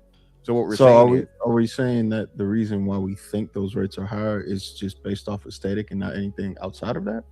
No, I'm saying it's not. I'm saying it's exactly not that. I'm saying it's the opposite of that. That's what I'm saying. We're saying that black women choose based on aesthetic mainly and firstly. What we're saying is those other. So and that's what I'm right. Okay, so that's what I'm trying to. You think that that's the reason why the black marriage rate is down is because it's based off aesthetic? Like yes, yes, black women have the strictest. Black women have the strictest criteria for a man that she's going to be in a relationship with. And where would you get that from? And that's why. Well, it's not. That's why I was going to say I don't have anything to prove that. Yeah. Okay. Because if I look. Because this is the thing about the Asian women. Asian women literally marry out the most. And we like to talk about the Asian women who come here on a Asian women and white men. Yeah. But and they typically marry each other. Yeah, that happens a lot, right? That's a big thing for them, right? And for us too. Believe it or not, we marry Asian women a lot too. But not as much as white men, but I think we fall like second or third on the statistic when it comes to interracial marriages, something like that.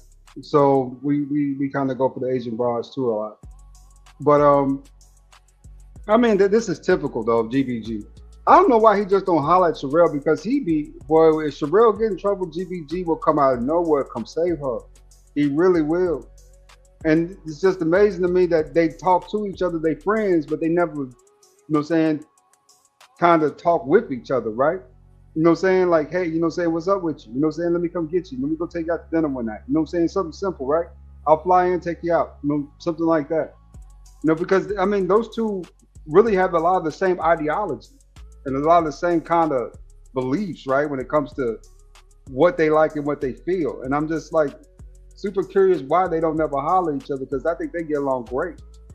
Versus, Well, I think it's a whole family of them. So it's Cheeky, Sherelle, Granville, Sway, all of the GBG people kind of get along like that. Bear, it's a bunch of them. Yeah, but I mean, I've never seen two people hit it off so much, and especially, when you run up there, right? You know what I'm saying?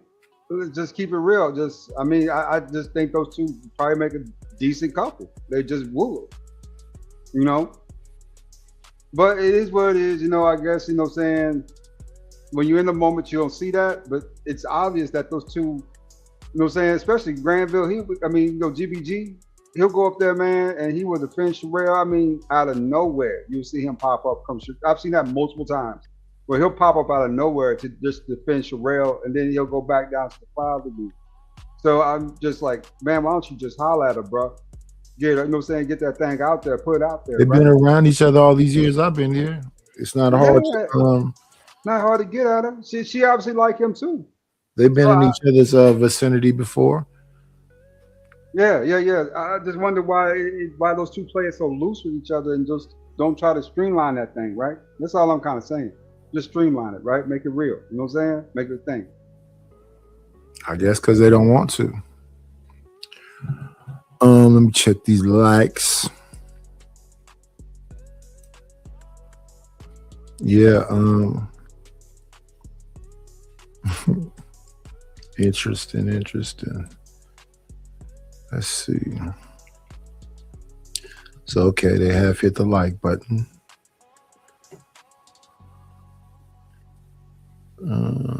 I gotta make some more shorts and stuff.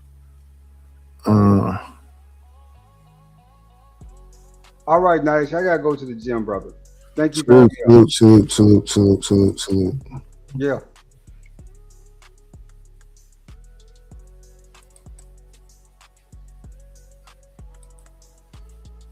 see. Gonna jump forward a lot a bit.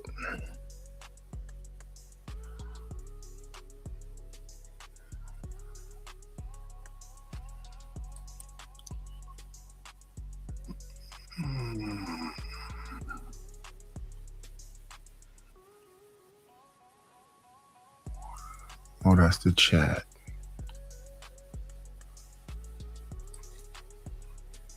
Higher than 30. So the person who introduced the stats is who that was directed to. I wasn't here for the whole thing, so I can't really put no address on that letter. You get what I'm saying? Okay. I just heard the numbers being thrown around, so I went and checked it myself. Okay. It sound like Sherelle, maybe one person, and then maybe was it B? Yeah, it was me. Okay, all right. It wasn't me. I be doing a million things, so I was listening to voice. I'm like, I think I heard. Okay, so Sherelle first, then Beans. Just try to be concise. Well, Sherelle, hold on, one thing. When I say can try to be concise, you say okay, and then proceed not to be concise. That don't mean I'm not trying to be concise. Touche. Touche. So I hate my friends, man. I said 40% of Black women don't have kids. You said 60% of them do have kids. Okay. 61. Okay, 61. Let's go. 100 minus 61 would 39. be 39, right? Okay, and that is more than And if 30, we right? round up, No, we're not. wait, We're if we not round, rounding. I let you talk. I can do this over talking things, so please don't. And I can't be booted. Okay? So if you round up, you can say 40% We're not don't have doing- kids. You're saying 61% of them do have kids, which still means 39 to 40% of them don't have kids. Excuse me, Mr. Rail, but I gave you approximate numbers. How the hell do we get into rounding? Okay, so 39%. Wait, hold on. What is approximate? I gave you approximate numbers. When you look up approximate real quick. Hold on. Wait. Look up. No, approximate doesn't mean exact. That's Dicky. Stop. Approximate and exact don't mean the same. Y'all be the prime examples coming up here. Y'all be the prime examples. You don't know that. You don't know what 61 minus like 100 minus 60. What does that leave you with? How many women don't have kids? Because you said 35 is outrageous, right? So if 61% of Black women have kids, how many of them don't have kids? Yep. That's concise. All right, we done. I think he froze on purpose. So Beans, do you have a need to go regarding this? I'm saying, or go ahead. No, I just wanted to make sure that there was a second voice acknowledging that by his own statistics, Sherelle would have been right. Like as soon as he said it, I'm like, well, that means she was right. And I think he misunderstood the 30% that was being talked about wasn't about how many women had children. It was about what percentage of them would actually be considered, good, honest, women, having integrity, good character, and all of those different things. So that's all that was. But to Sherelle's point, I mean, it's an example of what y'all got to choose from. That didn't help. But they're good as long as they don't kill people. They're perfect. So, okay. That's crazy. All right. Well, we coming up on a little bit of time. So that didn't help. Ma, you been listening? No. No, I've been listening a little bit.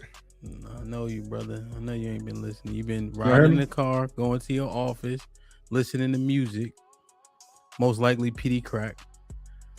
And then you turn on the stream for 3 minutes and ask me for the link. Rudely, I heard. Then nigga, Ma said, "Hamp, drop the link." I said, "Well, excuse me." My bad. But Mel got them together though. That's how y'all say it, right, Sherelle? Got them together. Ma'am? Can y'all see him? I can't see you. Yeah, you got to switch the thing. It keeps switching too. On Yeah, mine. you gotta pick the view. Just make sure you pin it. Well, Make real, sure you I pin know it's Mont, but you ain't missing nothing. Go ahead, Mont. What's popping? This nigga ain't.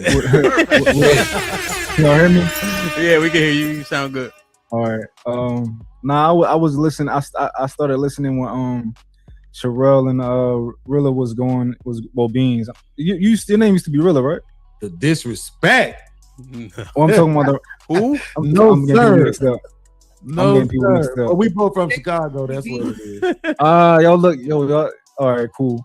When Beans and Sherelle was kind of like talking a little bit about Fantastic was talking about like murder and all that type of stuff and statistics. So I'm still just kind of like listening until I got like a point where I want to like get in there and address. I mean, I heard a couple of things I wanted to address, like about he started talking to her about character and they start bringing up having kids. I'm like, what are y'all talking? Like, what y'all talking about like that? That says nothing about anybody's integrity, or moral compass if they have children and they're not married or something like that. But I understand the perspective of like if you look at it from a traditional American biblical derived position, I understand that. But in reality, let's say that that's a book you never read. It's like that says nothing about somebody's character to me, unless you are a Christian. Then I would say like you know better, right?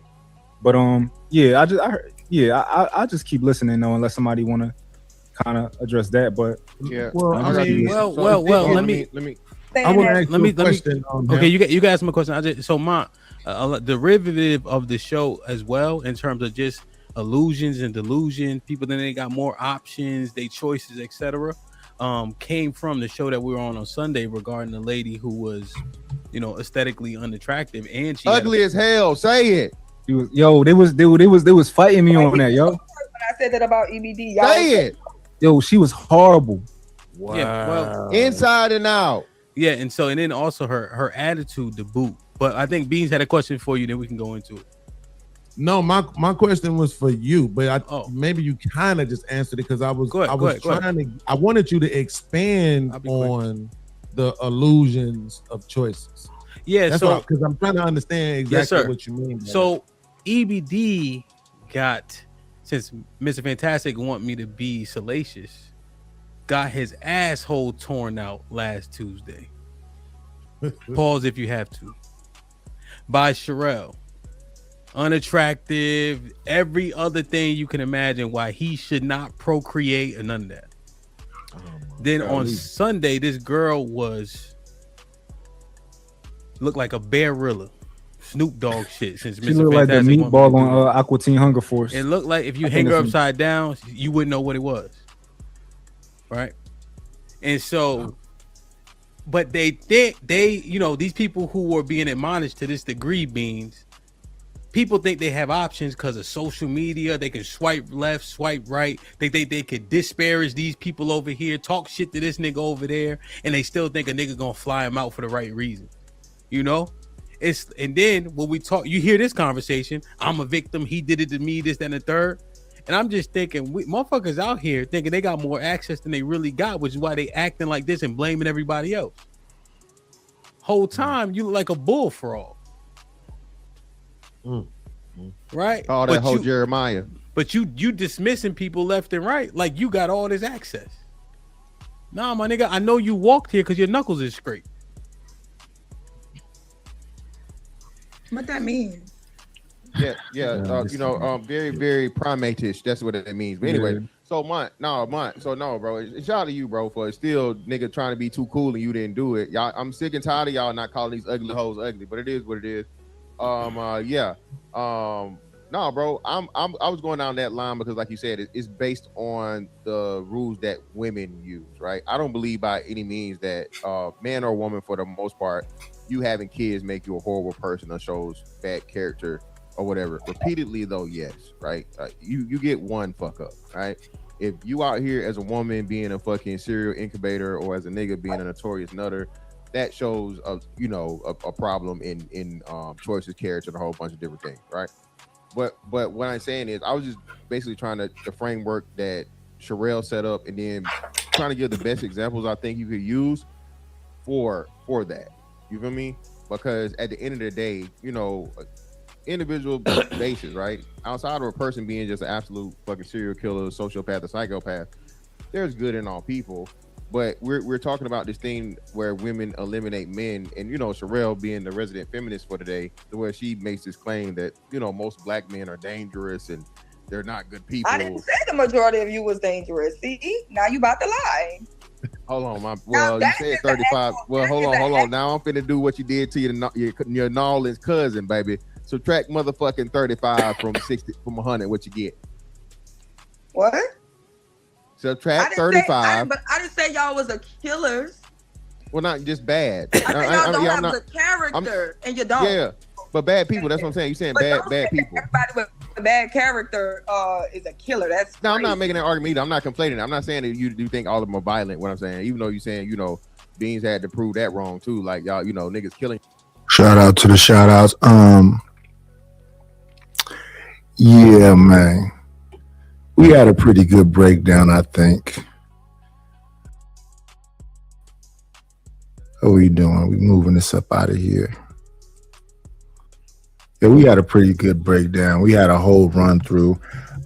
So the guy that's staying in the gym, the guy that got his money right, the guy that's doing all the things, you know, to make y'all love him. So he's being the so-called best version of himself at whatever age. It's kind of like y'all playing in his face. I'm not one to bash what they call baby mamas or whatever else. I come from a baby mama. My mother was a baby mother.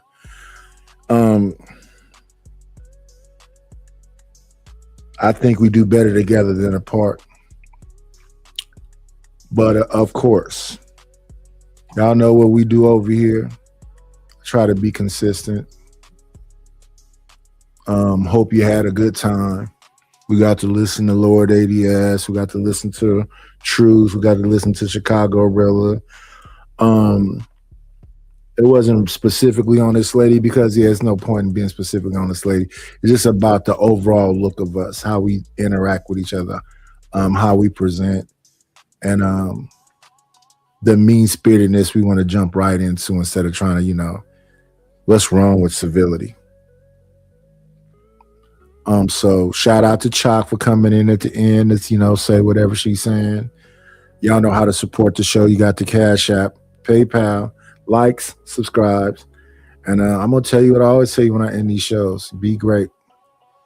Peace.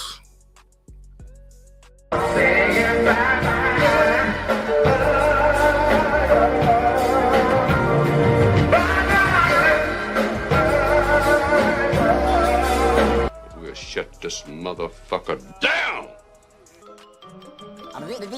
That's all, folks.